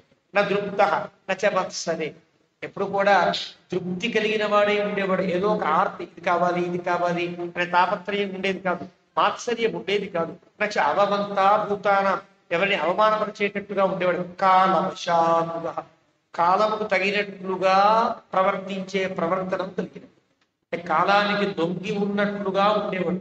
కాలం మీద మర్యాద. ఏవం శ్రేష్ఠ గుణై యుక్త ప్రజానాం పార్థివ. ఇప్పుడు చెప్పాడు వాల్మీకి. ఇవన్నీ ఎందుకు చెప్పాను తెలుసునా? పార్థివాత్మజ ప్రజానాం శ్రేష్ఠ గుణై యుక్త సమ్మత. ఇన్ని గుణములు కలిగిన వాడు కాబట్టే దశరథుడు రాముడికి పట్టాభిషేకం చేయాలనుకున్నాడు. ప్రజలంతా రాముడినే కోరుకుంటారు అని చెప్పడం సూచనకి వాల్మీకి ఇదంతా చెప్పాడు. ఇలా చెప్పి సమ్మత త్రిషు లోకేషు వసుధాయా క్షమాగుణై. దశరథుడు ఎవరికి పట్టాభిషేకం చెయ్యాలి అనడంలో కొన్ని నిర్ణయాలు చేయొచ్చు. రాముడికే ఇవ్వచ్చు, భరతునికి కూడా ఇవ్వచ్చు. అంటే భరతునికి కూడా పట్టాభిషేకం చేయవలసినటువంటి స్థితి దశరథుని యొక్క న్యాయ అంగంలో ఉంది, న్యాయబద్ధతలో ఉన్నది. కాబట్టి రాముడికే పట్టాభిషేకం చేయాలనుకోవడంలో ఉండే గుణము లేదు. ఇన్ని గుణములు కలిగిన తమేవం సర్వై తథా సర్వ.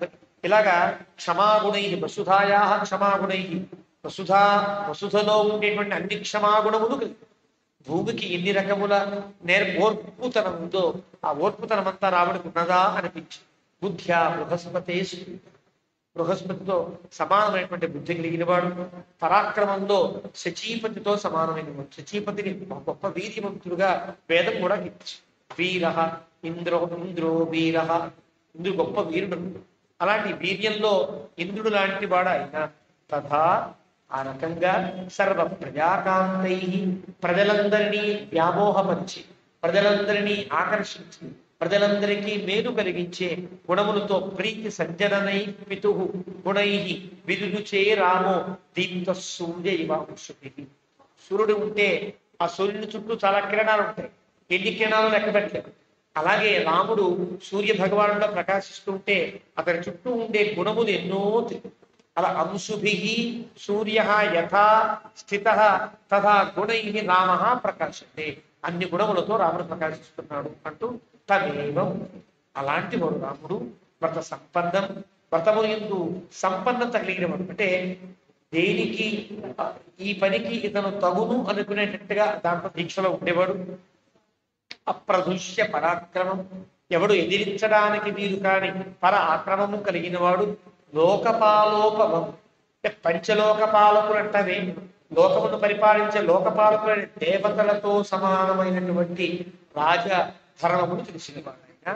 నాగం అకామయత వేదిని, దశరథుడు అనుకోవడం కాదు, ప్రజలు అనుకోవడం కాదు, మేదిని భూమి అంతా రాముడు ఎప్పుడు రాజవుతాడా అని తలంచింది అని భావిస్తుంది. అంటే భూదేవి అంతా కూడా రాముడు రాజు అయితే బాగుండు అనుకునేటట్టుగా ఆ సందర్భం సాగింది. ఏతయిస్తూ ఇలాంటి బహుభిర్యుక్తం గుణై అనుపమై సుతం, ఇన్ని గొప్ప గొప్ప గుణములు ఉంటే ఇతన్ని పట్టాభిషేకం చేయకపోతే ఎట్లా అనిపించి దృష్ట్వా దశరథ రాజా, దశరథుడు చక్రే చింతాం పరంతప, చింతలు చేసింది పరంతపుడైన వాడు. పరంతపుడంటే అతను కనుక నిర్ణయిస్తే కాదనేవాడెవడు లేడు, అయినప్పటికీ కూడా అందరి సమ్మతితోనే చేద్దాము అనుకున్నాడు. ఎందువల్ల అంటే ఇందులో తన యొక్క ధర్మాన్ని బట్టి రెండు ఉన్నాయి. కాదండి మీరు భరతుడికి మాట ఇచ్చారు కదా, కైకేయితో వివాహం అయ్యేటప్పుడు కేకై రాజపుత్రి నీకు కలిగిన సంతానానికి రాజ్యం ఇస్తానని చెప్పారు కాబట్టి అదే ధర్మము అనొచ్చు కదా ప్రజలు. నువ్వు ఏకపక్ష నిర్ణయం అయిందనొచ్చు కదా. కాబట్టి ఏకపక్ష నిర్ణయం కాకు, అందరూ కోరుకునేది రాముడే అయినా తాను కనుక రాముడిని ప్రకటిస్తే ఎవరు ఎదురు చెప్పేవాడు లేకపోయినప్పటికీ కూడా చింత ఆలోచించండి. మనం నిర్ణయించకూడదు, ప్రజల సమక్షంలో పెడతాం, పెద్దలందరి సమక్షంలో పెడతాం. రాముడికి తగునా కాక వాళ్ళని అడుగుదాం అనుకున్నాడు. అది పరంతప, అంటే ఇతరులను ఆపగలిగే బలము ఇది కలిగిన వాడే అయినప్పటికీ కూడా తాను చేశాను. అథరాజ్ఞ బభూవ ఏవం వృద్ధస్య చిరజీవినః ప్రీతిరేష కథం రామో రాజాస్యాన్మయి జీవతి. ఇంత గొప్ప గొప్పలు కలిగినటువంటి వాడు నేను జీవించి ఉండగా రాముడు రాజైతే చూడాలని ఉంది అనుకున్నాడు. అనుకుని ఏషాఖ్యస్య పరాప్రీతి ప్రతి పరివర్తతే కదా నామ సుతం ద్రక్ష్యామి అభిషిక్తం అహం ప్రియం.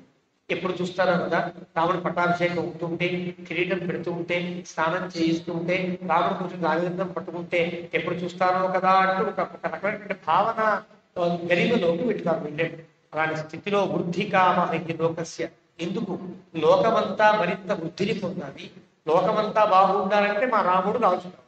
సర్వభూతానుకంపన, అన్ని భూతముల యందు అంటే అన్ని వర్గములు అన్ని ప్రాణుల యందు సమానమైనటువంటి అనుకంప కలిగిన వారైనా మత్త ప్రియతలో లోకే సర్వ పర్జన్యవృష్టిమా. వర్షం అంటే ఎవరికి ఇష్టం? వర్షం అంటే అందరికీ ఇష్టమే.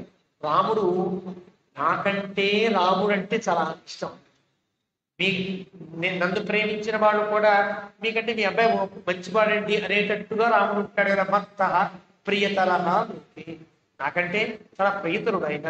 యమశక్ర సమో వీర్యే బృహస్పతి సమోమతో మహీధర సమో భృత్య మత్తస్య గుణవంతర. చెప్పినవే మళ్ళీ ఎందుకు చెప్తున్నాడు అని అంటే మన పెద్దలు చెప్తారు అంటే మననం చేసుకుంటాడు. నిజంగా బృహస్పతి తుల్యుడు కదా, పరాక్రమంలో ఇంద్రుడు లాంటి వాడు కదా, నియమనంలో ఎవడు లాంటి వాడు కదా, మరి ఇలాంటి వాడు రాజు కాకపోతే ఎట్లా అని ఎప్పటికప్పుడు తనను తాను పరిశీలించుకుంటూ పునః పరిశీలనం చేస్తూ ఉంటారు. పునః పరిశీలనం అంటారు. యుక్తాయుక్త విచక్షణము పునః పరిశీలనము అని అంటారు. అంటే రాముడు రాజుగా రాముడిని కూర్చోబెట్టాలంటే ఎన్ని ఆలోచించాలో అన్ని ఆలోచిస్తున్నాడు. మహీమహం కిమాం కృష్ణ అతిష్ఠంతమాత్మజం మహీధర సమోధృత్యాం మత్తస్య గుణవంతర.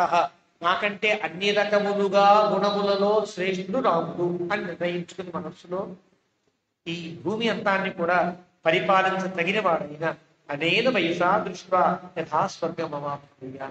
రాముణ్ణి రాజు చేసి నేను మళ్ళీ ఆ వైకుంఠానికో పరమం యోగమో వెళ్ళిపోవాలి అంటారు. స్వర్గము అనే పదమునకు ఉత్తములు భావించే స్వర్గం అనే పదం ఎక్కడ వచ్చినా దానికి కేవలం దేవాదులు ఉండే స్వర్గం అని కాదని అర్థం. స్వర్గం అనగానేమి అంటే ఉత్తమమైనటువంటి లోకం. దేనికంటే గొప్పది వేరే లోకం ఉండదు, దానికి స్వర్గం అని పేరు. దశరథుడు స్వర్గాన్ని కాంక్షించాడంటే ఏదో ఇంద్రుల పక్కన కూర్చోవాలనో రంభాది అప్సరసలతో ఉండాలనో కోరిక కాదు. పరమ వ్యోమని బుద్ధాన్ని కోరుకుంటున్నాడు అర్థం అని చెప్పాలి. స్వర్గమామిత్యేతై వివిధై తైస్తై అన్యపార్థివ దుర్లభై శిష్టై అపరిమేయశ్చ లోకే లోకోత్తరై. ఇలాంటి గుణములు, వివిధములైన గుణములు, చాలా గొప్ప గొప్ప గుణములు, పార్థివులందరికీ దుర్లభములైన ఒక రాజుకి ఇన్ని గుణములు ఉంటాయి అంటే కష్టం. ఏదో ఒక లోపం ఉండొచ్చు. ఏ లోపము లేకుండా అన్ని గుణములతో నిండి ఉన్నవాడి శిష్టై శిష్టములైన గుణములు అపరిమేయశ్చ ఇన్ని ఉన్నాయని చెప్పడానికి వీలు కాని మంచితనాలు ఉన్నాయి.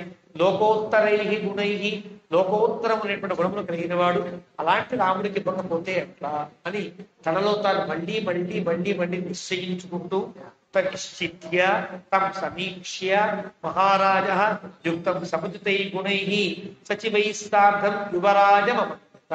ఇతను మాత్రమే యౌవరాజ్య పట్టాభిషేకమునకు తగును అని నిశ్చయించుకుని దివి అంతరిక్షే భూమౌ చ ఘోర ఉపాతజం భయం సంచక్షే చ మేధావి శరీరే చ ఆత్మనో జన. లోకంలో మార్పులు వస్తున్నాయి. తన యొక్క శరీరంలో పటుత్వం తగ్గింది. తన శరీరం వృద్ధాప్యంలోకి వస్తున్నాడు. దివి ఆకాశంలో కానీ దేవలోకంలో కానీ అంతరిక్షములో కానీ భూమి ఎందు కానీ రకరకాల ఘోరములు ఉత్పాతములు గుర్తించేటువంటి స్థితి ఏర్పడింది. అవన్నీ కలుగుతున్నాయి. కాబట్టి కాదు, గబగబా రాముని రాజు చేసేస్తే రాముని యొక్క రాజ్యత్వం వల్ల లోకమంతా మళ్ళీ మేలు కలుగుతుంది, లోకమంతా బాగుంటుంది, చక్కబడుతుంది అని భావించి పూర్ణ చంద్రానదస్యాథ శోకాపనుమాత్మనః లోకే రామస్య బుబుధే సంప్రియంతం మహాత్మనః. పూర్ణచంద్రాననుడు ఆయన చాలా పరిపూర్ణమైన చంద్రబింబము లాంటి, పూర్ణిమ నాడు చంద్రబింబం లాంటి ఒక సౌందర్యము కలిగిన వాడు. ఎలాంటి వాళ్ళకైనా శోకాన్ని పోగొట్టగలిగేది కదా చంద్రబింబం అంటే. ఆ శోకాన్ని పోగొట్టేవాడు. లోకే రామస్య బుబుధే సంప్రియంతం, అందరికీ ఆహ్లాదాన్ని ఆనందాన్ని కలిగించే చంద్రుడు కదా, రామచంద్రుడు కదా, ఇతనికి పట్టాభిషేకం చెయ్యాలి అని సంకల్పించాడు ఆయన. ఆత్మనశ్చ ప్రజానాంచ శ్రేయసే చ ప్రియేణ చ. రాముణ్ణి రామచంద్రుడు అనడానికి ఇక్కడ ఉండేటువంటి శ్లోకాన్ని కూడా పెద్దలు ఉదహరిస్తాను. కారణం, పూర్ణచంద్ర బింబములా ఉండేది, అందరికీ ఆనందాన్ని కలిగించేవాడు. ఆత్మనశ్చ ప్రజానాంచ శ్రేయసే చ ప్రియేణ చ. ఇన్ని గుణములు కలిగిన వాడు కాబట్టి అందరికీ ఆహ్లాదయోగ్యమైన వాడు, మనస్సంతృప్తి కారణముడు. కాబట్టి రాముడు చంద్రుడి వంటి వాడు, రామచంద్రుడు అన్నారని ఈ శ్లోకాన్ని కూడా రామచంద్ర వ్యాఖ్యానంలో పెద్దలు చెప్తారు. ఆత్మనశ్చ నానానగర వాస్తవ్య పృథక్ జానపదానపి సమాలినాయ మేదిన్యాః ప్రధానాన్ పృథివీ ప్రాప్తకాలేన ధర్మాత్మ భక్త్యా చరితవాన్ నృపః. ఇంకా ప్రాప్తకాలమైంది, ఇంకా సమయం ఆసన్నమైంది, అందరికి కబుర్లు పెట్టాలి, అందరినీ రప్పించాలి, అందరితో మాట్లాడాలి అని ఒక సంకల్పం చేసుకుని అందరినీ పిలిపిస్తున్న నానా నగర వాస్తవ్య, అనేక నగరములలో ఉండేటువంటి వాళ్ళందరూ పృథక్ జానపదానపి, ఈ లోకంలో విడివిడిగా ఉండే అంటే జానపదులలో ఉండేటువంటి పూర్వం ఉండేటువంటి వ్యక్తులు ఉంటారు, గొప్ప అనుభవం పెద్దలు ఉంటారు, వాళ్ళందరినీ కూడా సమానినాయ అందరు రప్పించారు. ప్రధానాన్ని పృథివీపతి, అప్పుడు ఉండే రాజులందరిలో ప్రధానంగా ఉండే వాళ్ళందరినీ రప్పించారు. అందరినీ రప్పించారు. అందరికీ కబుర్లు పెట్టారు. ఇద్దరికి కబుర్లు పెట్టారు. ఇద్దరిని పిలవల. ఒకడు కేకయ్యరాజు, రెండవ వారు జనక. నన్ను కేకయ్యరాజానం జనకం బాలరాధిపః. జనకుడిని పిలవల, కేకయ్యరాజుని పిలవల. ఎందుకు పిలవలా? ఇది ఇక్కడ సమస్య. అంటే ఏదైనా మనసులో అనుకుని కేకయ్యరాజు వస్తే గొడవ పెడతాడు కాబట్టి లేదు రాముడికి వాడు వచ్చి చేసేద్దాం అనుకున్నాడా? జనకుడు పిలవచ్చు కదా. సీతమ్మ తండ్రి కదా, రాముడికి పట్టాభిషేకం జరిగితే ఆనందించేవాడు జనకుడే కదా. అంటే ఏమో జనకుడికి అసలు కూతురు ఊర్మిళ కదా, లక్ష్మణుడికి పట్టాభిషేకం చేస్తే బాగుంటుంది అనుకుంటున్నాడా? ఇవేమీ తెలియదు. కానీ జనకుడిని పిలవాలా, కేకయ్యరాజుని పిలవడానికి కారణం ఏమి అని ప్రశ్నించారు. జనకుడికేమో రాముడే పట్టాభిషేకం కావాలి అని ప్రకటించాడు. అందరూ ఓటేసేటప్పటికీ కేకయ్యరాజుకి మా మేనడు ఉన్నాడు కదా, భరతుడికి కూడా ఇస్తే బాగుంటుందేమో ఆలోచించండి అంటే అంతమంది ఏకాభిప్రాయంలో ఇంకో భిన్నాభిప్రాయం ప్రారంభమైతే ప్రజల్లో కూడా ఒక సందిగ్ధత ఏర్పడుతుంది. రాముడు చాలా గొప్పవాడు, రాముడే రాజు కావాలి, కానీ భరతుడు కూడా మంచివాడే కదా అనే అభిప్రాయం ఏమో ప్రజలలో ఒక సందిగ్ధావస్థ ఏర్పడుతుంది. రాముడికి ఇవ్వాలా భరతుడికి ఇవ్వాలా ఏర్పడుతుంది. కానీ వీళ్ళిద్దరికీ రాముడు అంటే ఇష్టం. ఏకైరాజుకి రాముడు అంటే ఇష్టం, జనకుడికి రాముడు అంటే ఇష్టం. కాబట్టి వీళ్ళిద్దరికీ ఎప్పుడు చెప్పాలి? రాముణ్ణి పట్టాభిషేకానికి నిర్ణయించామనే వార్త చెబితే వాళ్ళు ఆనందిస్తారని భావించాడు తప్ప కేకయ్యరాజు వస్తే గొడవ పెడతాడనో, జనకరాజు మహారాజు వస్తే వీడిద్దరికి ఏదో ఇబ్బంది కలుగుతుందనో కాదు. ఇది పెద్దల మాట. కారణం ఆ శ్లోకంలోనే నతు కేకయ్యరాజానం జనకం వా ననాధిప త్వరయా చానయామాస పశ్చాత్తౌ శ్రోష్యతం ప్రియం. ముందు వీళ్ళిద్దరినీ తీసుకురాకూడదు. వస్తే జనక మహారాజు మీద ఉండే ప్రేమతో కొంతమంది లేచి మిథిలా నగర పౌరుడు, అసలు మా అమ్మాయి సీత గొప్పది కావచ్చండి, మాకు ఊర్మిళ మా రాజుగారి అమ్మాయి, రాజుగారి గొప్పతనం కోసం, రాజుగారి ప్రాపకం పొందడం కోసం మా ఊర్మిళ భర్త లక్ష్మణస్వామి గారు ఆయన కూడా ఆలోచించండి అంటే ఒక ఆలోచన. ఏకైరాజు అయినటువంటి యుధాజిత్తు గనక మా అక్కయ్యకి మాటించారు కదా, మీరు భరతుడికి చెయ్యాలి కదా, భరతుడు మంచివాడే కదా అంటే ఒక అభిప్రాయం. నిజానికి వాళ్ళలో అభిప్రాయం లేకపోయినా ప్రజలలో కూడా అలాంటి భిన్నాభిప్రాయం కలిగించకుండా ఉండడం కూడా రాజు యొక్క ధర్మంలో. ఎప్పుడు కూడా రాజు ప్రజలు ఎప్పుడు కూడా ఒక మాట మీద నిలబడతారని ఉండదు. ఎవడి బుద్ధిలో ఏది తోస్తుందో తెలియదు. కాబట్టి ఎవరిలో కూడా ఇలాంటి భిన్నాభిప్రాయం కలిగి రాముడి యొక్క పట్టాభిషేకానికి ఆటంకం కలిగితే అది రకరకాలుగా వర్తించి లోకానికి ఉపద్రవం అయ్యే అవకాశం ఉంటుంది. కాబట్టి వాళ్ళిద్దరినీ ముందు కాదు, ఈ వార్త వాళ్ళిద్దరికీ కూడా ఇష్టమే. కాబట్టి పశ్చాత్తౌ శ్రోష్యత ప్రియం, వాళ్ళిద్దరికీ ఇష్టమైన ఈ విషయాన్ని వాళ్ళు అంగీకరిస్తారు. వారి తర్వాత వినదరు కాక. ఇది దశరథుని యొక్క ఇది. ఒకసారి మనందరికీ తెలుసు, వాడికి అది ఇష్టమే అయినా ప్రత్యేకంగా అడిగితే వాడికి సమాధానం చెప్తాడు. వాడికి ఇష్టమైన వస్తువు ఉంటుంది.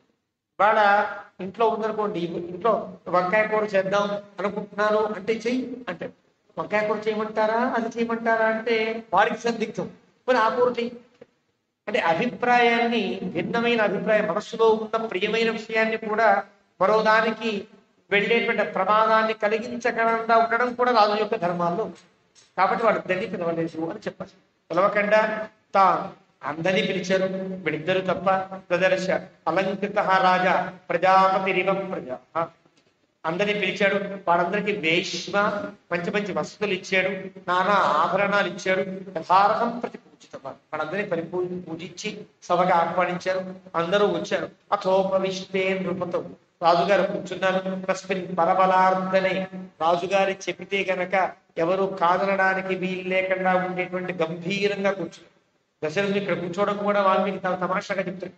తతః ప్రవీశు శేషాః రాజానో లోక సమ్మతాః, లోకమంతా మంచి రాజులు అనిపించే వాళ్ళంతా వచ్చేసారు. అంతా వచ్చి అంతఃపురంలోకి ప్రవేశించారు. అథ రాజ విధీర్ణేషు, రాజులందరూ వచ్చారు. వివిధేషు ఆసనేషు, వాళ్ళ ఆసనాల్లో కూర్చున్నారు. రాజానమేవ అభిముఖా, రాజు ఎందుకు పిలిచాడో తెలియదు, వీళ్ళందరికీ ఏం చెబుతాడో తెలియదు కదా.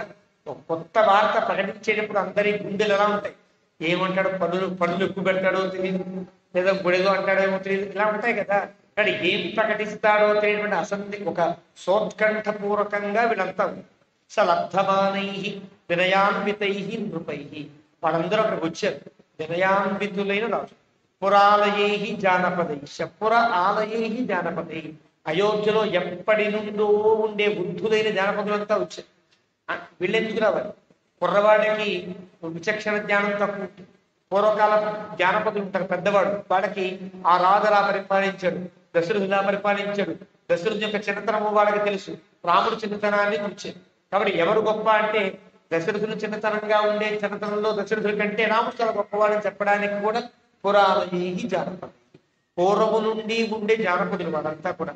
మానవై ఉపోపవిష్టై నృపతి మృత ప్రభౌ సహస్రచక్షు భగవాన్ ఇవ అమరై.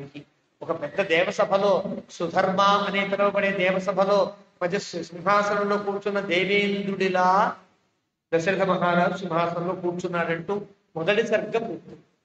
సుదర్శనంత గుణకీర్తనం కాబట్టి చేయడమే ధర్మం కాబట్టి చేయవలసి వచ్చింది. లేదా అనేక గుణములు కలిగిన వాడు రెండో సర్గలకు వెళ్ళిపోవచ్చు, కానీ గుణకీర్తనాన్ని దాటకు కాబట్టి గుణకీర్తనం చేయం. తత పరిషదం సర్వాన్ ఆమంత్రియ వసుధాధిప, అందరినీ పలకరించాడు. అంత బాగున్నారా అని ఒకసారి పిలిచాడు వాళ్ళందరినీ కూడా. హిత ఉద్ధర్షణం చైవం ఉవాచ ప్రథితం వచః, అందరికీ హితమైనది ఉద్ధర్షణమైనది, ఒక్కసారి గుండెల్లో ఒక ఉద్వేగాన్ని కలిగించే మాట తను చెప్పబోతున్నాడు. అందరికీ ఇష్టమైందే కాబట్టి ఒకసారి రాముడిని ప్రకటిస్తున్నా అంటే భూమంటూ గట్టిగా అరుస్తారు, ఆనందంతో అరవచ్చు కదా. ఇంకో వార్త అయితే ఇంకో బాధతో అరవచ్చు, ఏదైనా అరవచ్చు. హితం ఉద్ధర్షణించి, హితకరమైన ఉద్ధర్షణ, ఉద్వేగాన్ని కలిగించేది కూడా బాధతో కాదు, హితాన్ని కలిగించేటువంటి మాట చెప్పబోతున్నాడు. ఎలాగా? గంభీరంగా కూర్చున్నాడు, ఆటకాయతనంగా కూర్చోదా. మామూలుగా ఎప్పుడు మాట్లాడడంలా నేను చెప్పింది వీడంతా చేయాల్సిందే సుమా, మాట్లాడడానికి దిగలేదు అనిపిస్తున్నట్టుగా కూర్చున్నాడు. కానీ మీ ఇష్టం, మీరు ఎలా చెప్తే ఎలా చేద్దాం. రాజుగారి మొహం చూస్తేనేమో ఆయన ఏం చెప్తే అది చేయాలనిపిస్తుంది, కానీ మాట చూస్తేనేమో మీ ఇష్టం, మీరు ఎలా ఆలోచించండి అన్నట్టుగా ఉంటుంది. అంటే రాజధర్మాల్లో తాను అనుకున్నదే వాళ్ళు ఒప్పుకోగలగాలి, అలా ప్రవర్తించాలి. అలాగే మీ ఇష్టం, నేను ఏం చెప్తే చేస్తాను అని కనుక వినయం ప్రదర్శిస్తే తలో చెప్తుంది, చదువు ఇవ్వకూడదు. అలా అని వినయాన్ని అవినయంగా ఉండకూడదు. ఇది దశరథుని యొక్క స్థితి. తాను చెప్పింది అందరూ అంగీకరించేటట్టుగా ఉండాలి తన మనస్సు. రాముడిని పట్టాభిషేకం చేస్తారంటే అందరూ ఒప్పుకోవాలి. అలా ఒప్పుకోవడానికి అతను గంభీరంగా చెప్పకుండా, ఇది అనుకుంటున్నాను, నాకు నలుగురు అబ్బాయిలు ఉన్నారు, ఎవరంటే మీ ఇష్టం అని అంటే ఒక్కొక్కడు ఒక్కొక్క మాట చెప్పి రకరకాల గందరగోళం ఏర్పడుతుంది. కాబట్టి అలా ఉండకూడదని స్వరేణ దుందుభిస్వర కల్పే, అప్పటిదాకా మామూలుగా మాట్లాడే దశరథుడు ఒక పెద్ద దుందుభు మోగినట్టుగా అంటారే అలా మాట్లాడుతాడు, చాలా గంభీరంగా మాట్లాడతాడు. గంభీరేణ అనునాదిన, తను మాట్లాడే మాట మళ్ళీ రీసౌండ్ వచ్చేటట్టుగా మాట్లాడతాడు. అంటే రీసౌండ్ అంటే తను మాట్లాడిందే మళ్ళీ రావాలి తప్ప వేరేవాడు మాట్లాడేది రాకూడదు. అది కదా అనునాదం. నేను చెప్పిన దానికి అంతా అంగీకరించేటట్టుగా మాట్లాడతాడు. అనునాదిన స్వరేణ మహత, చాలా పెద్దగా, చాలా గంభీరంగా, ఇది మీరు ఒప్పుకుని తీరాల్సిందే సుమా అని హెచ్చరిస్తున్నట్లుగా, దీనికి మీరు అడ్డు చెప్పడానికి వీల్లేదు అంటున్నట్లుగా, అనుకున్నట్టుగా, మీ సలహా ఇవ్వండి అని అడుగుతున్నట్లుగా మాట్లాడతారు. రాజలక్షణయుక్తేన కాంతేన అనుపమైన చ ఉవాచ రసయుక్తేన స్వరేణ నృపాన్. ఇన్ని విశేషాలు అందుకు వేశాడు వాల్మీకి అని అంటారు.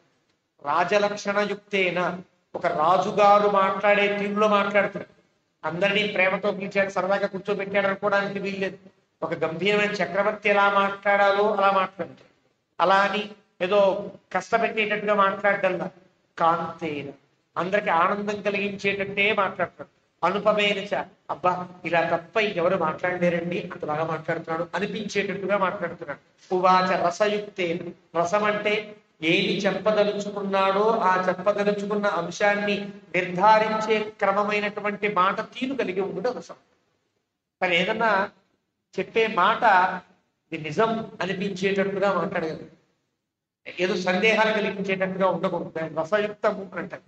అలాంటి స్వరముతో మాటతో మాట్లాడుతున్నాడు. విదితం భవత ఏతత్ యథామే రాజ్యముత్తమం పూర్వకై మమ రాజేంద్రై సుతవత్ పరిపాలితం. గంభీరంగా మాట్లాడుతున్నాడు. అలాగా మీ అందరికీ తెలుసు, ఏం తెలుసు? మా రాజ్యం, మన రాజ్యం చాలా గొప్పది. ఎవరు కాదంటారు? సూర్యవంశ నుంచి గొప్ప రాజ్యం, చక్రవర్తిత్వం, ఎవరు కాదనడానికి వీల్లేదు. మమ పూర్వకై రాజేంద్రై, నాకంటే ముందున్న రాజులంతా ఎలా పరిపాలించారో ఇంద్రుడికి తెలుసు. చాలా గంభీరంగా సుతవత్ పరిపాలితం, ఒక కన్న బిడ్డలా కదా రాజ్యాన్ని పరిపాలించారు. అలాంటి స్థితిలో సహా అహం, అలాంటి స్థితిలో నేను రాజు. ఇక్ష్వాకుభి సర్వై నరేంద్రై పరిపాలితం, అలా ఇక్ష్వాకు రాజులంతా పరిపాలించినటువంటి ఈ రాజ్యానికి మరింత శ్రేయస్సుని కలిగించాలని నేను సంకల్పించా. ఎవరు కాదంటారు? ఇప్పటిదాకానే బ్రహ్మాండంగా సాగుతుంది రాజ్యం, ఇంకా రాజ్యానికి శ్రేయస్సుని కలిగించేటట్టుగా సంకల్పించారంటే కాదంటారు ఎవరన్నా? శ్రేయసాయోక్తు కానోస్మి సుఖార్హమఖిలం జగత్, మరింత సుఖవంతమయ్యేటట్టుగా ఒక ప్లాన్ చేశారు, ఒక సంకల్పాన్ని చేశారు. వినండి మీరు. మయాపి ఆచరితం పూర్వై అంతానమనుగచ్చత.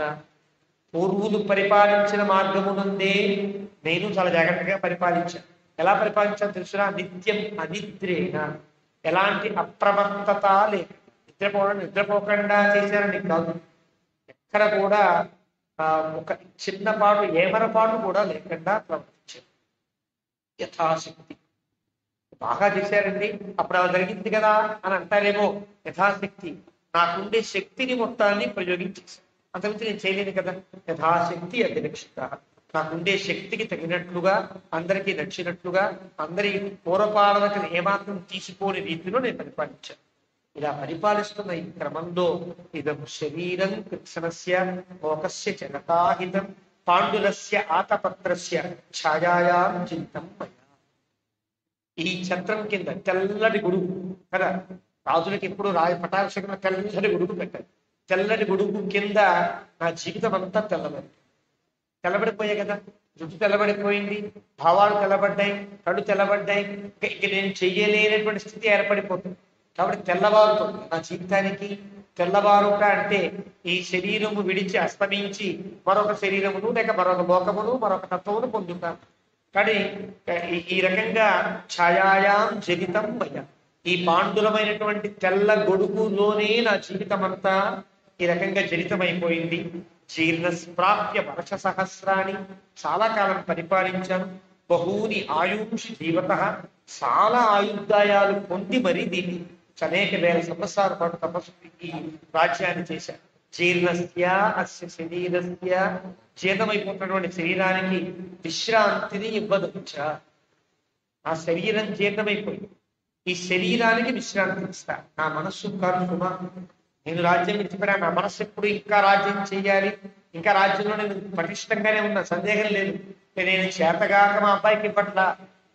శరీరానికి విశ్రాంతిని ఇవ్వాల్సిన సమయం ఏర్పడి తన యొక్క స్థితి తగ్గకుండా. కాబట్టి విశ్రాంతి శరీరస్య అభిరోచయే, శరీర ధర్మాన్ని బట్టి ఇంకా శరీరాన్ని విశ్రాంతి ఇవ్వాల్సిన అవసరం ఏర్పడింది. ఇంకా నేను పరిపాలిస్తానంటే ఎంత ముసలాడైనా కామం కోరికలు తీరలేదురా అనుకుంటారు కదా. కానీ శరీరాన్ని ధర్మాన్ని బట్టి కూడా నేను పక్కకు వెళ్ళవలసి వస్తుంది. రాజప్రభావ దృష్టాంహి దుర్వహ మజితేంద్రియై పరిశ్రాంతోస్మి లోకస్య గుర్వీ ధర్మధురం మహన్. రాజప్రభావ దుష్టమైన ప్రభావవంతులైన రాజులచే మాత్రమే పరిపాలించదగినటువంటి రాజ్యం. దుర్వహ చాలా కష్టమైనటువంటి. అజితేంద్రియై దుర్వహ అంటే ఇంద్రియముల యొక్క నిగ్రహము లేకపోతే గనక ఈ రాజ్యాన్ని పరిపాలించే అవకాశం లేదు. పరిశ్రాంత, ప్రదాకా పరిపాలించి చాలా అలసిపోయి ఉన్నాను. గురువీ ధర్మధురం వహన్, ఇంత ధర్మాన్ని వహించి వహించి అలసిపోయి ఉన్నాను. సోహం విశ్రమమిచ్చా, నేను విశ్రాంతి తీసుకోదచ్చా. పుత్రం కృత్వా ప్రజాహితే, ఏ పుత్రుడో చెప్పల, ప్రజాహితము యందు నా కుమారుని ఉంచి నేను విశ్రాంతిని తీసుకోదలుచుకున్నా అని చెప్పి సన్నికృష్టానిమాన్ సర్వాన్ అనుమాన్య ద్విజర్షవాన్. రాముణ్ణి పెట్టదలుచుకున్నా అని అంటే నిర్ణయించేశారు రాములు అనుకుంటారు కదా. చెప్పకుండా నా కుమారుని ఉంచదచ్చా రాజ్యంలో అని చెప్పి తర్వాత అంటున్నాడు అనుజాతోకి మాం సర్వై సన్నికృష్టాన్ ఇమాన్ సర్వాన్ అనుమాన్య ద్విజర్షవాన్. సన్నికృష్టులైన మీ అందరి యొక్క అనుమానములను స్వీకరించి, అనుమానం అంటే డౌట్స్ సందేహాలు కావు, మీ యొక్క అనుమతులను అనుసరించి, నేను చెప్పిన దానికి మీ యొక్క అనుమతులు ఎట్లా ఉంటాయో వాటిని జాగ్రత్తగా గమనించి, అనుమానము అనుసరించి ఉన్న కొలత, నేను కొన్ని కొలతలు ఇస్తా, దీన్ని బట్టి రాముడే రాజు అంట.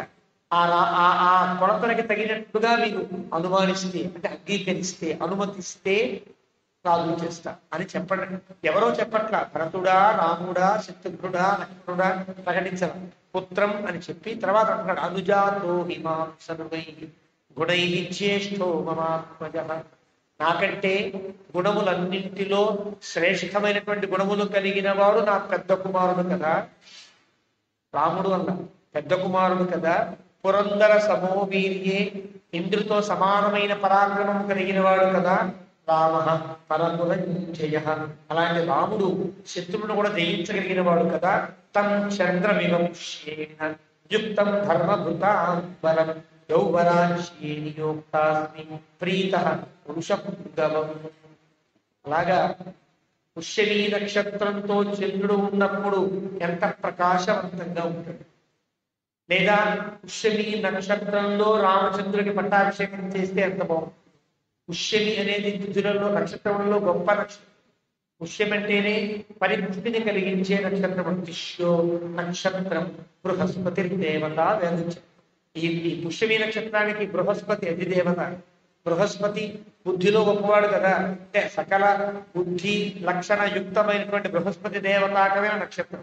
రామచంద్రమూర్తికి సంపత్త, రాముడికి రాజ్యాన్ని అప్పచెప్పడం సంపదను అందించడం. సంపదను అందిస్తే రాముడు రక్షించారు కదా, రక్షించవలసినటువంటి ధర్మాన్ని సంపదని అప్పచెప్పేటువంటి తరం. ఇక్కడ పుష్యేణ యుక్తం ధర్మభృతాంబరం. ఈ పుష్యమీ నక్షత్రంలో అని సూచన ఇస్తున్నట్లుగా తన చంద్రమివ పుష్యం, చంద్రుడు పుష్యమితో కూడి ఉన్నట్లుగా ఈ రామచంద్రుని పుష్యమీ నక్షత్రంతో పట్టాభిషేకం చేస్తే ఎలా ఉంటుంది అని ఒక ఆలోచన కలిగి యౌవరాజ్యే యువరాజ్య పట్టాభిషేకం యందు నియోక్త అస్మి ప్రీత పురుష పుంగవం. చాలా ఇష్టముగా పురుష శ్రేష్ఠుడైన రాముణ్ణి పట్టాభిషేకం చెయ్యాలి అని అనుకుంటున్నా. అనురూప సవైనాథ లక్ష్మీవాన్ లక్ష్మణాన్ బ్రజ త్రైలోక్యమపి నాథేన ఏనస్యాన్నాథభక్తర. అనురూప తగినవు, నా తరువాత తగినటువంటి వాడు. సవైనాథ అతడే లక్షకుడు కాదగినవాడు. లక్ష్మీవాన్ ఈ రాజ్యలక్ష్మికి పొందవలసినటువంటి భర్త కూడా తని. లక్ష్మణాగ్రజ భరతాగ్రజ. ఇప్పుడు భరతాన్ని పదం పెట్టినా మళ్ళీ ఏదో అభిప్రాయ భేదం రాకూడదు. జాగ్రత్తగా ఎక్కించవలసిన టీవీలోనే ప్రజలందరికీ చెప్పవలసి ఉంటుంది. అంటే లక్ష్మణాగ్రజ ఎప్పుడు లక్ష్మణుడితో కూడి ఉంటాడు. లక్ష్మణుడు అంటే మంచి పరాక్రమము రోషము కలిగి రాముడిని రక్షగా చూస్తున్నాడు. ఇక్కడ రాముడికి రక్షగా ఒక బాడీ గార్డ్ కూడా సిద్ధంగా ఉన్నాడు. రాముడు కార్యం చేస్తే లక్ష్మణుడు నిలబడి ఉంటాడు. రాముడికి ఏ ఆపద కలగకుండా, రాముడు ఒక ఆపద లేకుండా చూసుకుంటాడు, రాముడికి ఏ ఆపద లేకుండా లక్ష్మణ స్వామి చూసుకుంటాడు అన్నట్టుగా లక్ష్మణ అంటారు. త్రైలోక్యమపి నాథే, మూడు లోకములకు నాథుడుగా తగినటువంటి రాముడు. ఏనస్యాత్ నాథభక్తర, రాముడే మనకు రాజు కాతగినవాడు అని అనేన శ్రేయస సద్య సంయోజ్య ఇవ ఏవ ఇమాం మహీం గత క్లేశో భవిష్యామి సుతేస్తస్మిన్ నివేశ్య వై. ఇది శ్రేయస్సు. నేను శ్రేయస యోగ్గు కామోస్మి అన్నా కదా. అనేన శ్రేయస ఈ శ్రేయస్సుతో సద్య వెంటనే సంయోజ్య ఇమాం మహీం రాముని ఈ రాజ్యానికి ఈ లోకానికి ఈ పరిపాలన ఈ భూమికి రాముణ్ణి శ్రేయస్సుతో కలిపి శ్రీమంతుణ్ణి రాముణ్ణి చేసి భూమిని నాథవంతవం చేసి సరైన రక్షకుణ్ణి భూమికి ఇవ్వాలి. ఈ సరైనటువంటి భూమిని రాజుగా రాముని ప్రకటించాలి. ఇలా చేసి గత క్లేశ ఏమాత్రం క్లేశం లేకుండా ఉంటారు. సుతే తస్మిన్ నివేశ్య వై. ఇది నిశ్చయం. వై అంటే అర్థం నిశ్చయము అర్థం. ఆ వైన ఒక అక్షరంతో నిశ్చయము ఇది నా ఆజ్ఞ అని చెప్పకుండా వై ఇది నా నిశ్చయము అని చెప్పాడు, చిన్నగా చెప్పాడు.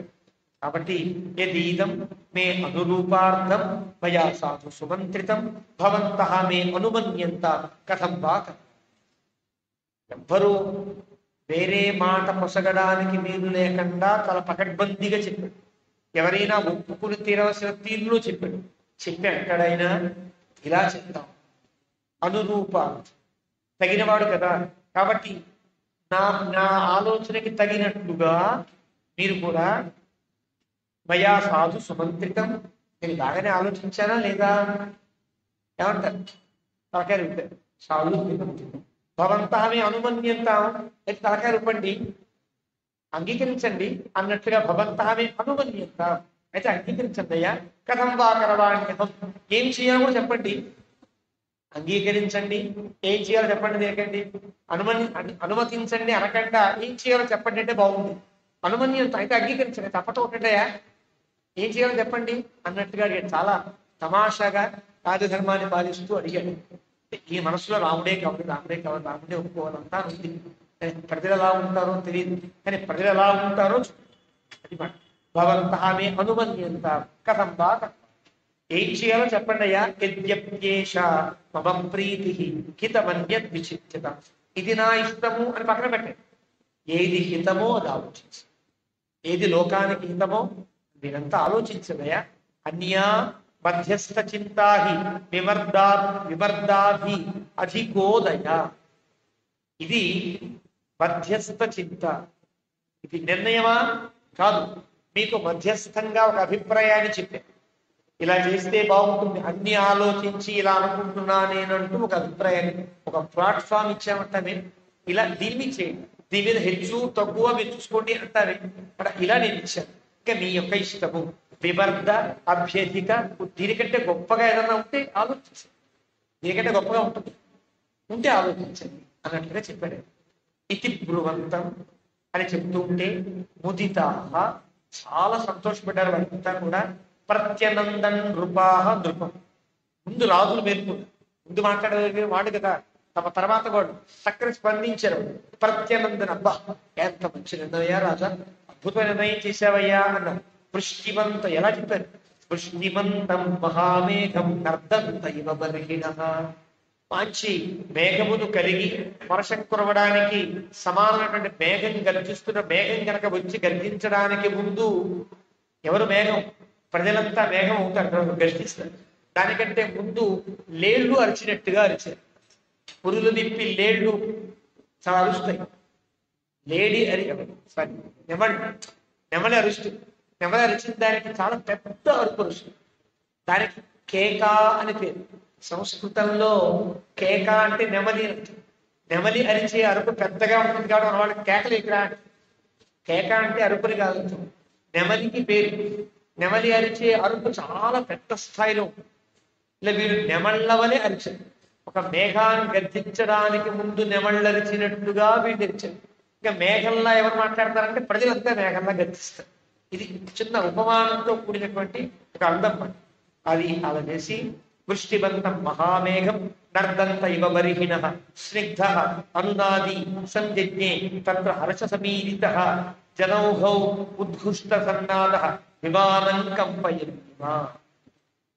వీళ్ళు ఇలా అనగానే ఒకసారి పైనుండే విమానం కదిలిపోయేటట్టుగా, పైనుండే టాపు లేచిపోయిందంటారే, దానికి మూలం ఇదా అనిపించేటట్టుగా విమానం కంపయన్నివా, టాపు లేచేటట్టుగా, విమానం అంతా ఊగిపోయేటట్టుగా జనౌద్ఘోష, జనులంతా ఇలా అరుస్తున్నారు. తస్య ధర్మార్థ విదుష భావమాజ్ఞాయ సర్వశ బ్రాహ్మణా జనముఖ్యాశ్చ పౌరజానపదైస్త సమేత్య మంత్రయిత్వా తు సమదార్థబుద్ధయః ఊచుశ్చ మనసా జ్ఞాత్వా వృద్ధం దశరథం నృపం. వీళ్ళంతా చాలా జాగ్రత్తగా ఎవరికి వాడు మంత్రించుకుంటూ కదా, నిజం కదా, ముసలివాడు అయిపోయాడు కదా, రాముడు సగంటే మంచివాడు కదా, రాముడిని చేయవలసిన అవసరం ఎప్పుడో కలిగింది కదా, ఇప్పుడు ఇతను చేస్తే పని మంచిదే కదా, ఇందుకు తేడా ఏముంటుంది, రాజు ఇంత సందేహాస్పదంగా అడుగుతున్నాడు, సందేహం లేదని చెప్పాలి, రాముడినే రాజు చేయమని చెప్పాలి, ఎవరికి వాడు మాట్లాడు. ఇంకా రాజు వీడు ఉద్దేశం దశరథుని యొక్క హృదయంలో కూడా మళ్ళీ ఇంకొక రాజుని ప్రకటించే అవకాశం ఉందో ఏమో పలికిన రాముడినే రాజు.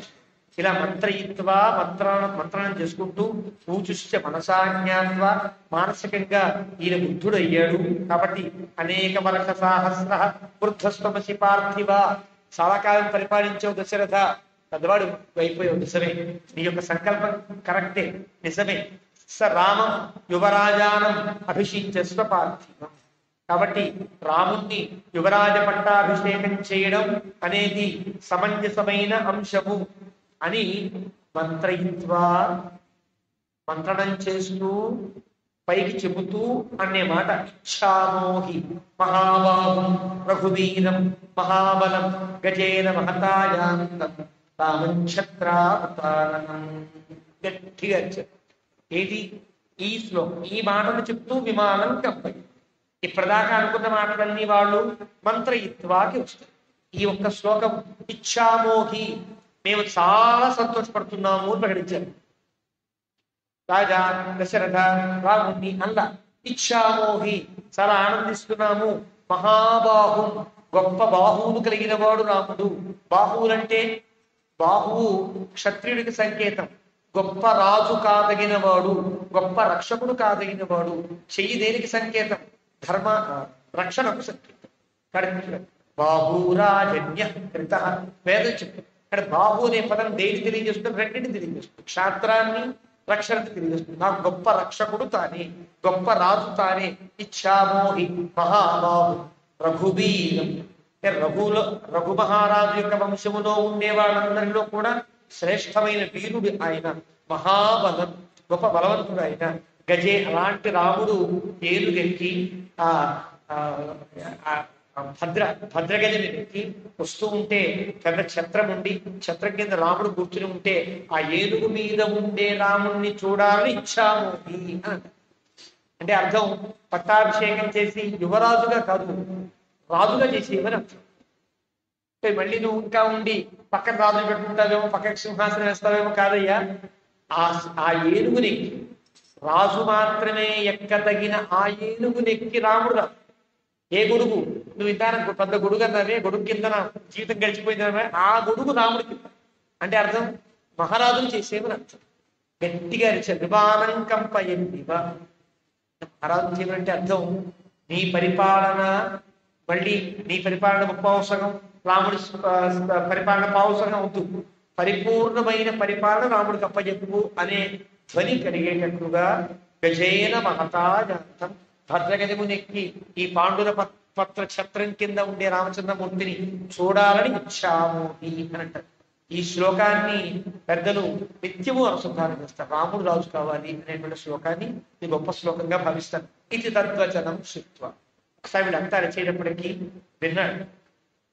రాజా కేశాం మనఃప్రియం, మనస్సుకి చాలా ఆనందాన్ని కలిగించే, తన మనస్సు గొప్ప ఆనందం కలిగింది. కానీ కనిపించనివ్వకు. కనిపిస్తే రాజుగారి యొక్క ప్లాన్ అంతా ఇదే అని తెలుసు కదా. కూర్చున్నవాడు గంభీరం, ఓహో ఇదేనా మీ అందరి అభిప్రాయం అని పై కనిపించకూడదు. మనఃప్రియం, మనస్సుకి ఇష్టమైన మాటే కానీ వెంటనే ఒప్పుకుని అమ్మయ్య బతికించారా బాబు అనకూడదు. జాలుబారి జాగ్రత్తగా ఉంటాయి. నీ అజానందివ, తెలియని వాడిని. అంతా తెలిసినప్పటికి కూడా ఏమీ తెలియని వాడి వలె జిజ్ఞాసు ఇదమన్నది, తెలుసుకొనగోరిన వాడై ఇలా పలికి. అన్నీ తెలుసు రాము దశరథుడికి, కానీ ఏం చెప్తారో చూద్దాం అంటూ ఇలా అడుగుతారు. ఎవరిని? అజాన శుత్వైవ వచనమే రాఘవం ప్రతివిచ్యత రాజా సంశయోయం మే కిమిదం బ్రూతతత్వతః. నేను మామూలుగా చెప్పాను, రాములు రాజు చేస్తే బాగుంటుంది. మీరు వెంటనే ఎలాగా అంగీకరిస్తే ఎట్లాగా అంగీకరించేస్తారు? అంగీకరించే అవకాశం ఉందా? రాజాన సంశయ అయం మే కిమిదం బ్రూతతత్వం. మీరు ఎందుకు అంగీకరించారు అంటారు. నా పరిపాలన బాగుండలేదా? నువ్వు దిగి దిగి అంటే కాకుండా నాకు నువ్వు ఇంకేం పరిపాలిస్తావా, దిగేస్తే మా రాముడికి ఇచ్చేయి అంటే రాజుకి బాధ కలగదండి. మొహమాటం కొద్ది నువ్వు ఉండవయ్యా అనద్దయ్యా. రాజు నేను మా అబ్బాయికి ఇద్దాం అనుకుంటానంటే కాదండి, నేను బాగా పరిపాలిస్తున్నారు, ఇంకో 10 ఏళ్ళు రండి అప్పుడే కొమ్మమైపోయింది అంటాం కదా. అలా మొహమాటం కొద్దైనా అడగారు కదా మీరు. కథను వైధర్మేణ పృథివీ మనుషాసతి. నేను ఇంత గొప్పగా ధర్మబద్ధంగా రాజ్యం చేస్తున్నా కదా. భవంతో ద్రష్టుమిచ్చండి యువరాజం మమాత్మజం. నేను ఇంత గొప్పగా పరిపాలిస్తుంటే యువరాజుగా మళ్ళీ రాముడిని ఎందుకు అనుకుంటున్నారు? ఈయన మళ్ళీ యువరాజం, వాడు మహారాజు అనుకుంటారు. ఈయన మళ్ళీ యువరాజం, యువరాజం మమాత్మజం. నా కుమారుణ్ణే రాజుగా యువరాజుగా వాళ్ళకి ఎందుకు కోరుకుంటారు? తేతమూచు మహాత్మ. నేను బాగా పరిపాలిస్తున్నా కదా, మీరే ఉండండి అని మొహమాటం కొట్టేనా అనాలి కదా. మీరు అనకుండా మీ అబ్బాయే కావాలి అన్నారు. దేనికి అని అడిగారు గంభీరంగానే. మళ్ళీ ఎక్కడ కూడా ఆతతాయితరం లేదు.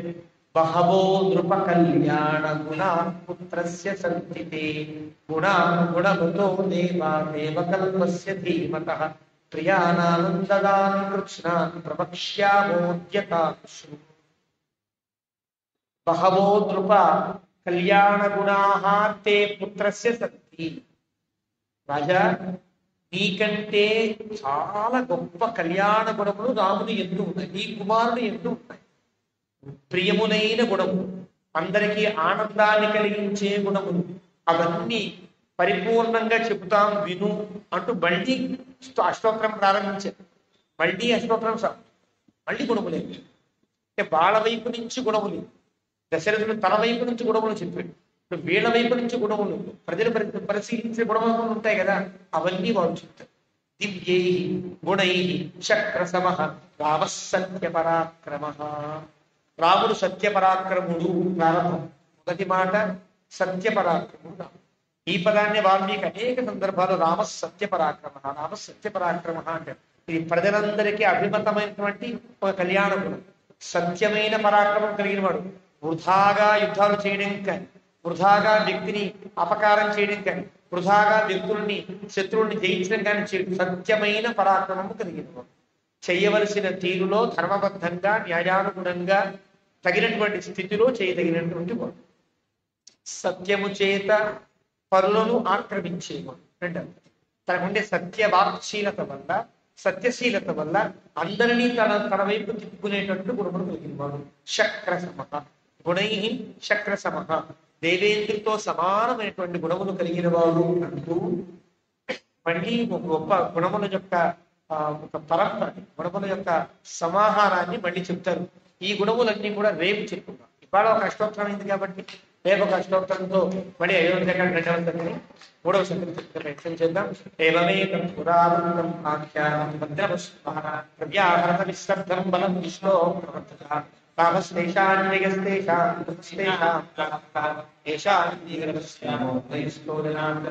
కాలే వృషులపర్జన్య పృథ్వీసస్విచారిణి దేశోజం శోభరహితో బ్రాహ్మణా సంతురితయా కావేరీ వర్ధతాం కాలే కాలే వృషభాసవః శ్రీరంగనాథో జగత్ శ్రీరంగశ్రీశ్చ వర్ధతాం స్వస్తి ప్రాభ్య పరిపాలయంతాం న్యాయేన మార్గేణ మహీషాః. ఓ బ్రాహ్మణేభ్యః శుభమస్తు. లోకాః